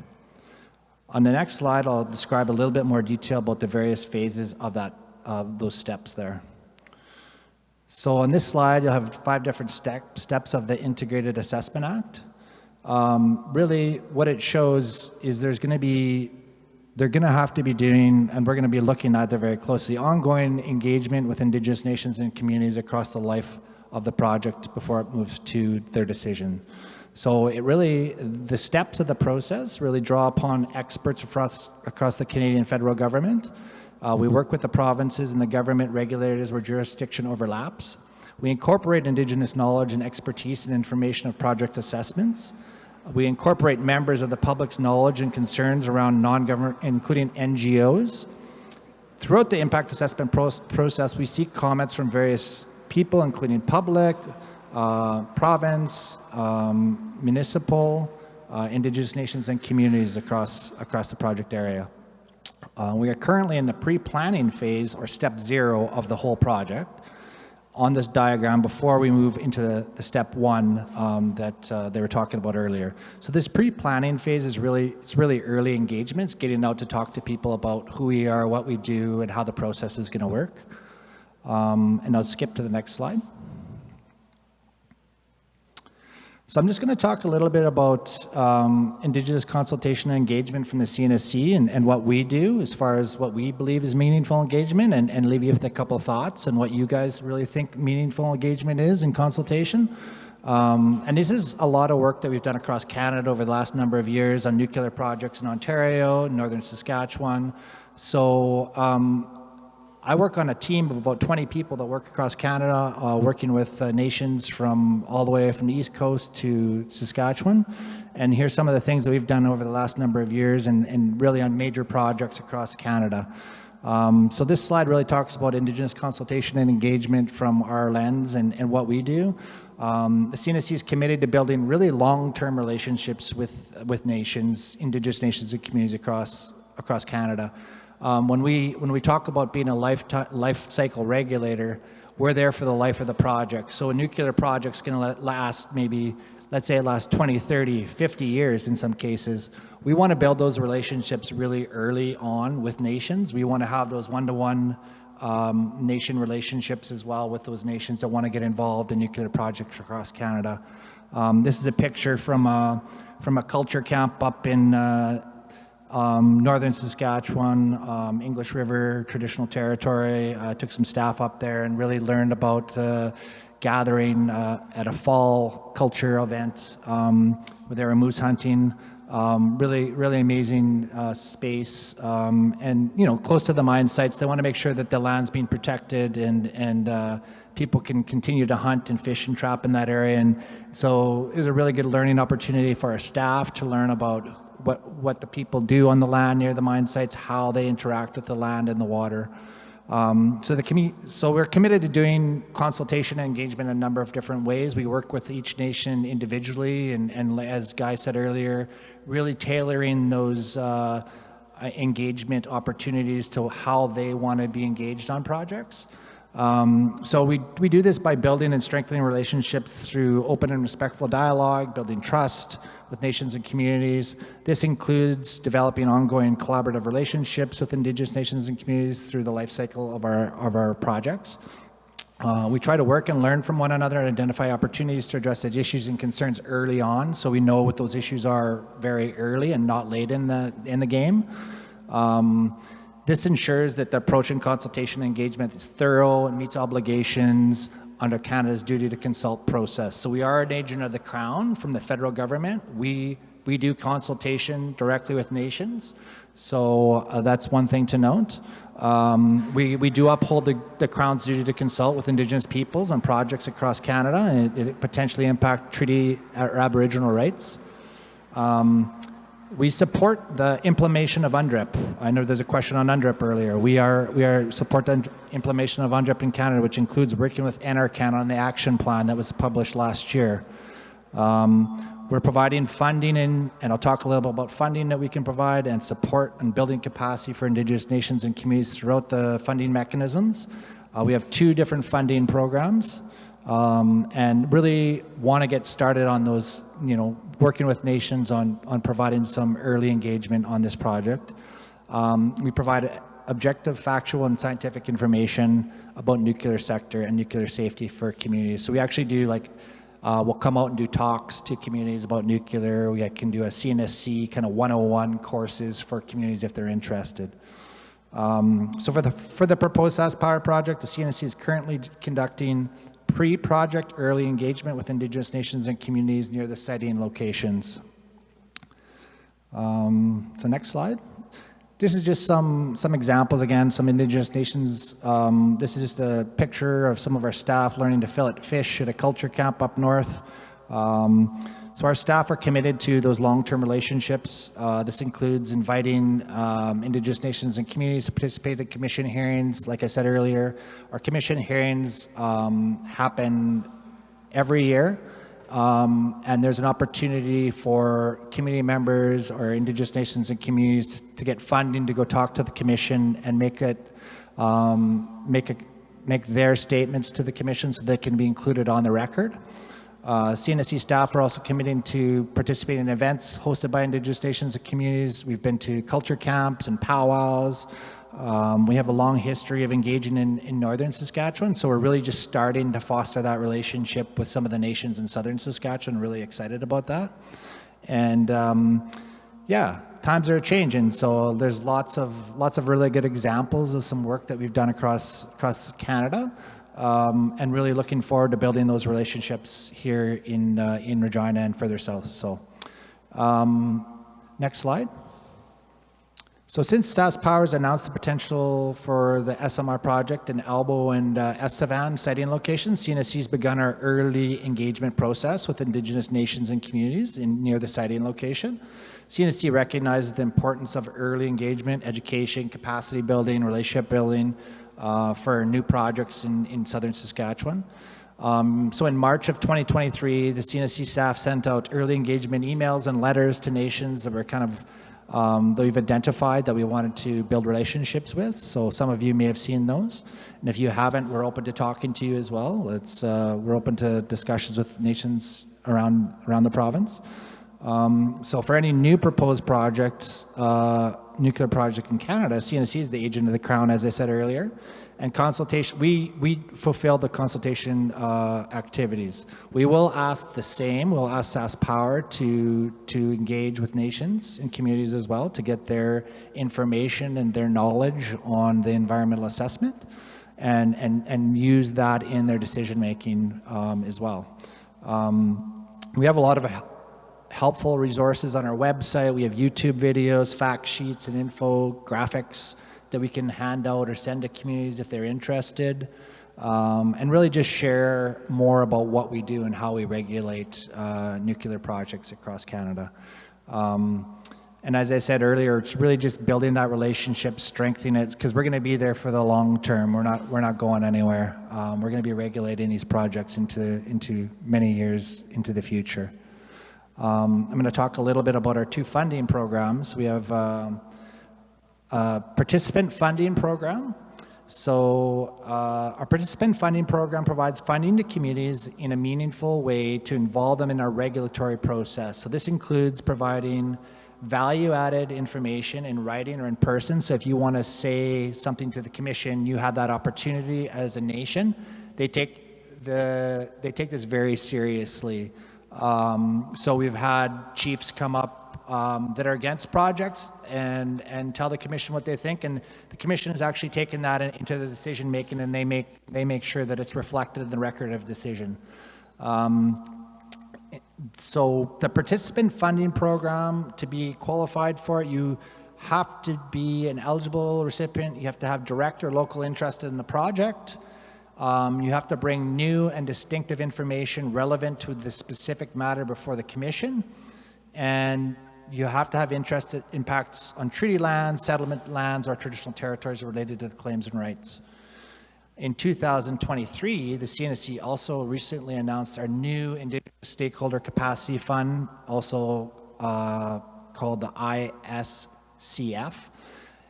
It has similar eligibility as the PFP, but does not need to be tied to a specific project. So with this funding, there are 3 different streams, and I'll talk a little bit about those 3 streams right now. So stream 1 focuses on Indigenous capacity support, and this purpose is really to develop and support capacity for Indigenous nations and communities and nuclear projects across Canada. Some examples of the stream 1 funding include hiring an internal resource person that works for your nation, that the CNSC can help staff for a year or 2 to understand how things work within the Canadian Nuclear Safety Commission. So we open that stream once per year, that stream 1 funding, and there will be an opening, I think in the spring of this year, they'll be opening that funding opportunity. It's usually open for about a month and a half, 2 months. So if there is interest from any of the nations here in applying for that funding, come talk to me after and I can talk you through it a bit. But basically what that stream funding will help with is really early capacity and learning about the regulatory regime, the CNSC projects we work on, working with our staff to understand them so that your nation can understand what's coming.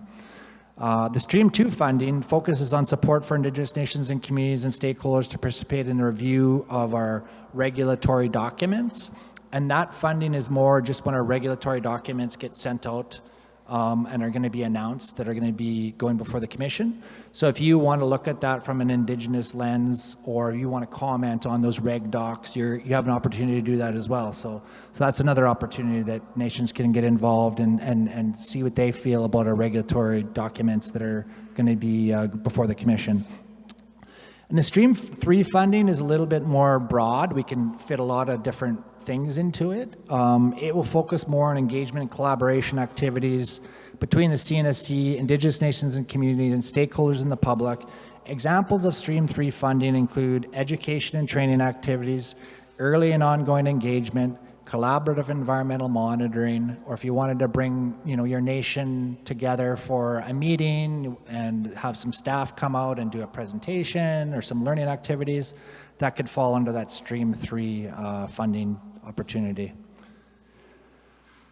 I just want to talk a little bit about some of our environmental monitoring. One of the programs that we have that we do around nuclear facilities across Canada is our Independent Environmental Monitoring Program, another acronym, IEMP.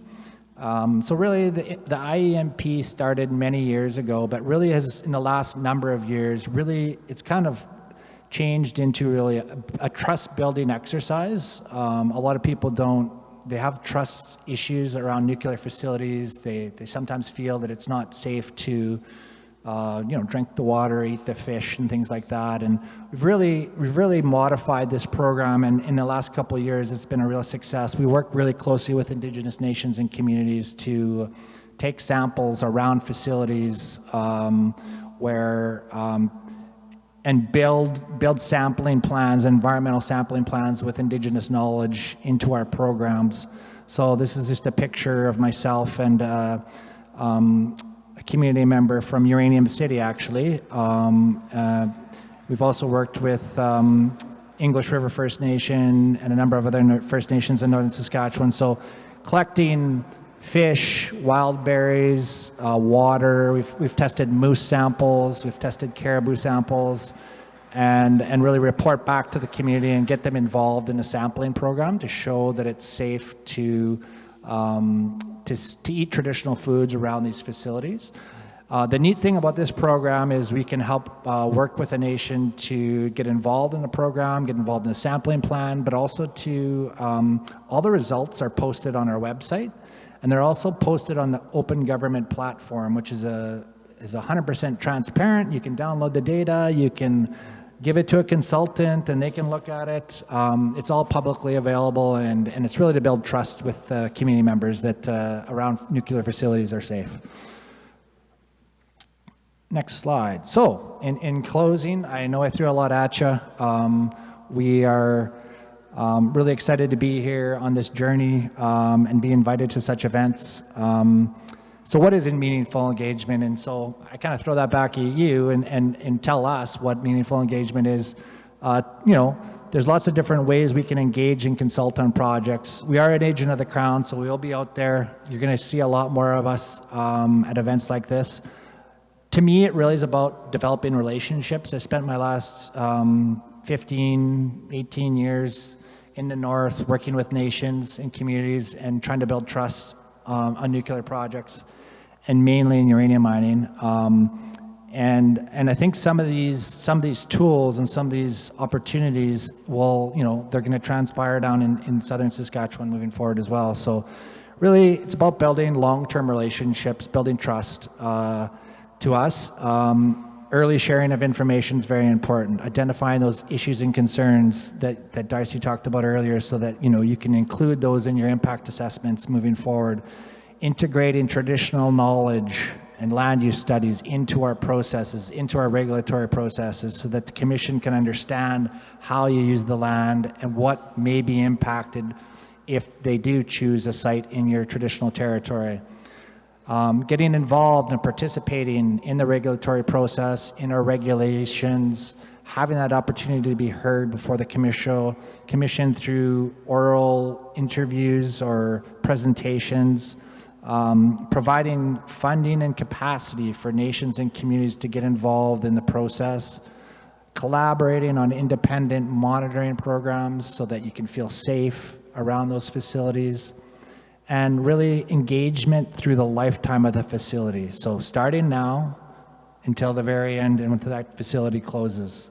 As an agent of the Crown from the federal government, we take this very seriously, and we are going to be there for the lifetime of that project. So if there was an approved project in Saskatchewan to move forward with an SMR, we will be there right to the very end. So that's a bit about what we believe meaningful engagement is, and just kind of some next steps on the next slide here.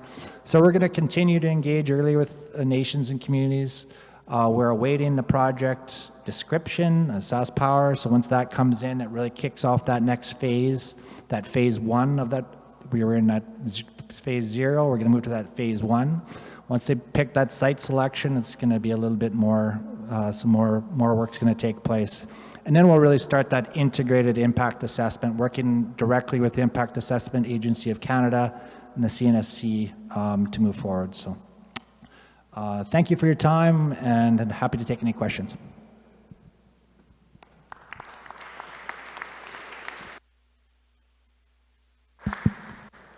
All right, that was really good. Good job.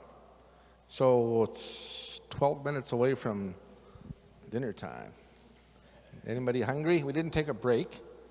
So thank you for your patience.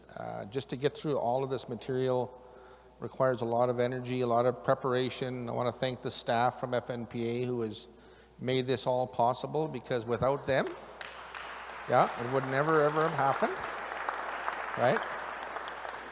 Noel, and guiding us down a path where new nuclear and small modular reactor development is not for the faint of heart.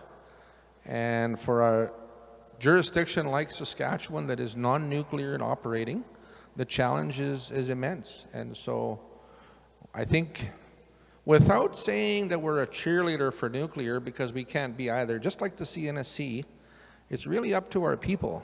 It's up to the rights holders in the various territories. It isn't up to Fnpa. It's not up to specifically the chief of Ocean Man or Pheasant Rump or Star Blanket or others. It's a comfort level of and building trust with the public at large, First Nations at large, and we really are in a new era. And this new era needs to show, and this is just my own concluding thoughts, that a Team Canada approach cannot happen without meaningful Indigenous engagement of Indigenous peoples. And there will not be any net zero to 2050 without meaningful Indigenous engagement in the conversation, and that includes nuclear, includes wind, it includes solar, it includes all of the technologies that will make this happen. And we're not doing this for ourselves, we're doing this for the future generations of our communities, and that's the responsibility we have. See Errol, we'll come to Errol in a second. Do you want the mic? For just for our online people, because we actually do have people listening in on YouTube and Facebook. All right. You know, we talked very openly about building relations with the Indians of North America, and we talked about the collaborating. We talked about all the good things that can happen. Can you hear me now? The one thing that we didn't elaborate on was the treaties.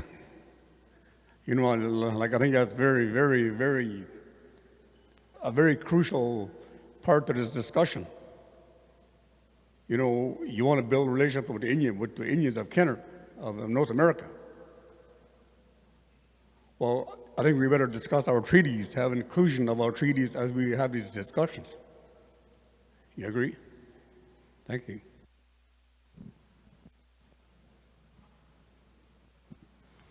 I see the chief of White Bear has got lots on his mind there. Does he want to say anything? No?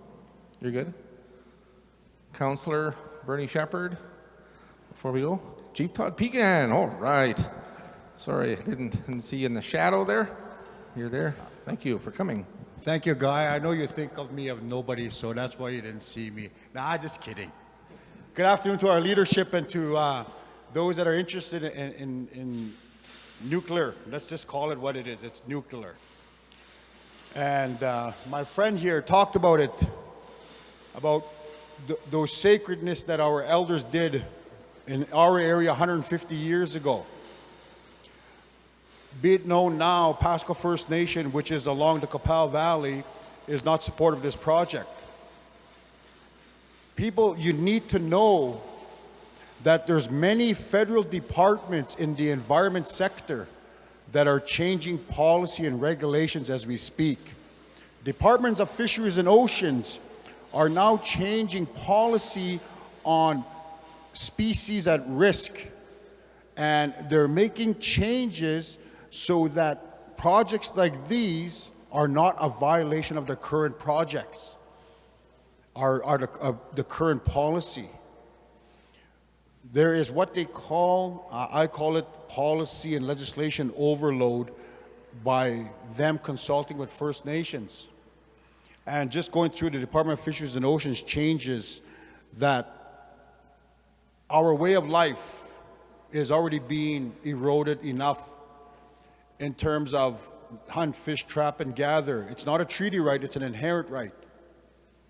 And when the gentleman talked about the Impact Assessment Agency, you got to remember, the Supreme Court of Canada also released a decision is that there's certain jurisdiction that Saskatchewan has and Canada has.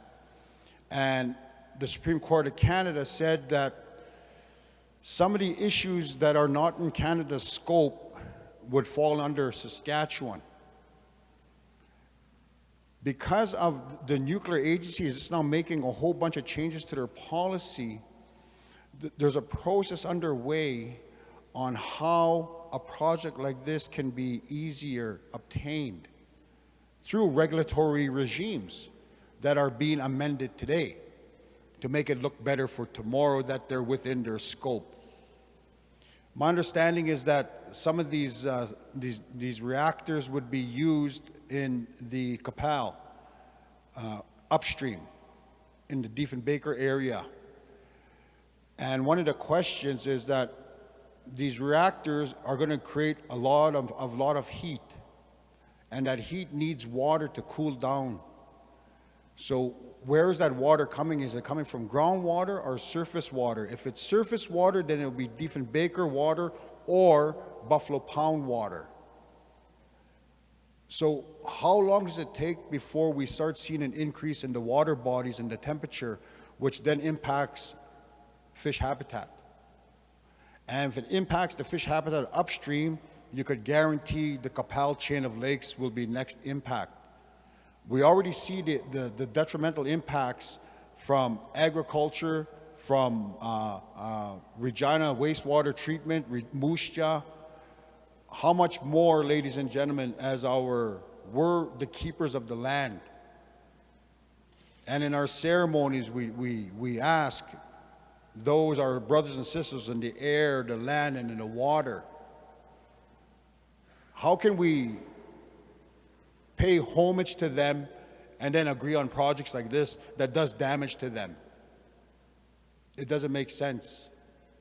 So it'd be known that Pasqua going forward will do whatever possible in the legal mechanisms, because there's agreements Pasqua has with Canada and Saskatchewan that I keep referring to, but I'm not going to refer to it here,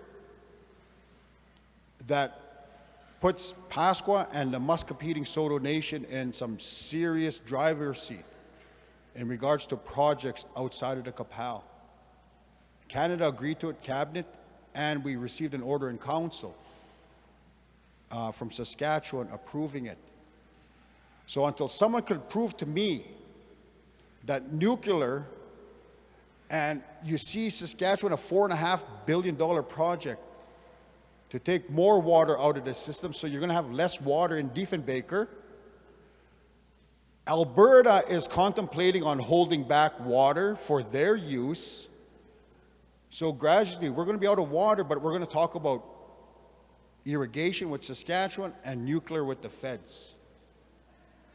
It doesn't make sense. When yet the great sun could provide us all the energy, and we have the technology called solar panels. But we can't invest $4.5 billion into solar panels to produce 2 million homes of power. We can't do that. Because it's the economy, it's the great dollar that we want to generate for ourselves. We on the First Nation, we're not rich.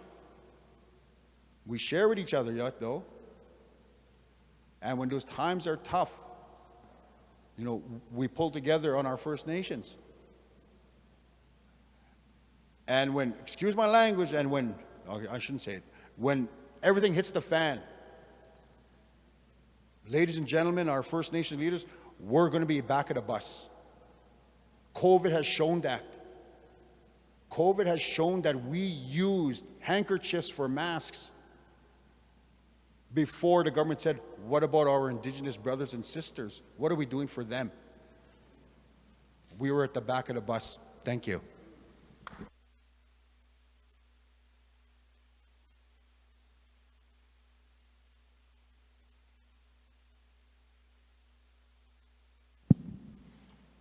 I guess that's the last word, because no one can top that. That was really good. Thank you. Very insightful. Lots of serious things on the table for consideration.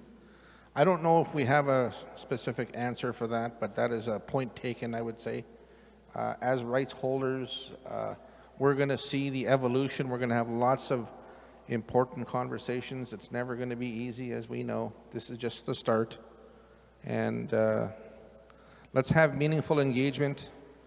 And by no means is FNPA saying we're supportive of this. We're just bringing people together to respond to a lot of the questions around nuclear safety. What does that do for our fish habitat, our wildlife, the microorganisms, all of that. And we don't just talk about the treaty right to fish, but it's everything that the ecosystem and how it's affected, as we know. That's how we've been taught. So very wise words from my good friend Chief Todd Pegan and others today. I'll maybe just ask if there's any other comments, questions before we break for the... Oh yeah, okay, let's do gifts. Okay, can I give some gifts away to... Who's first? The first presenter? Lydia Matai, Dr. Lydia Matai.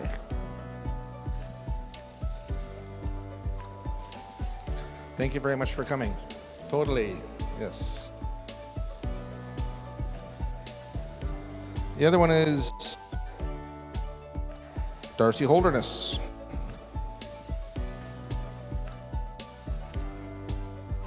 Yeah. And Ryan Fraze.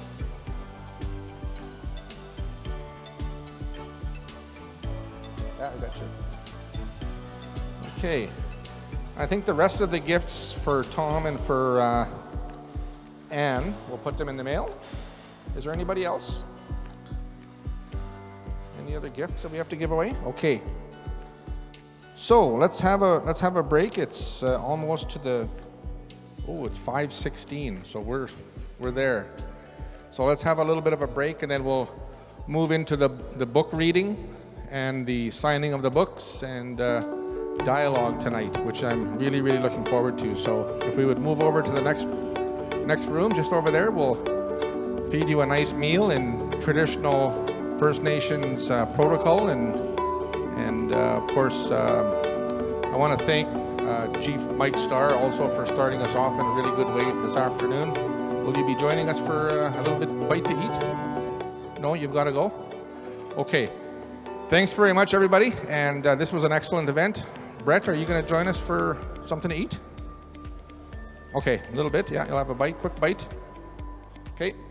Mike, thanks very much. Thank you very much. You too. Look forward to having you.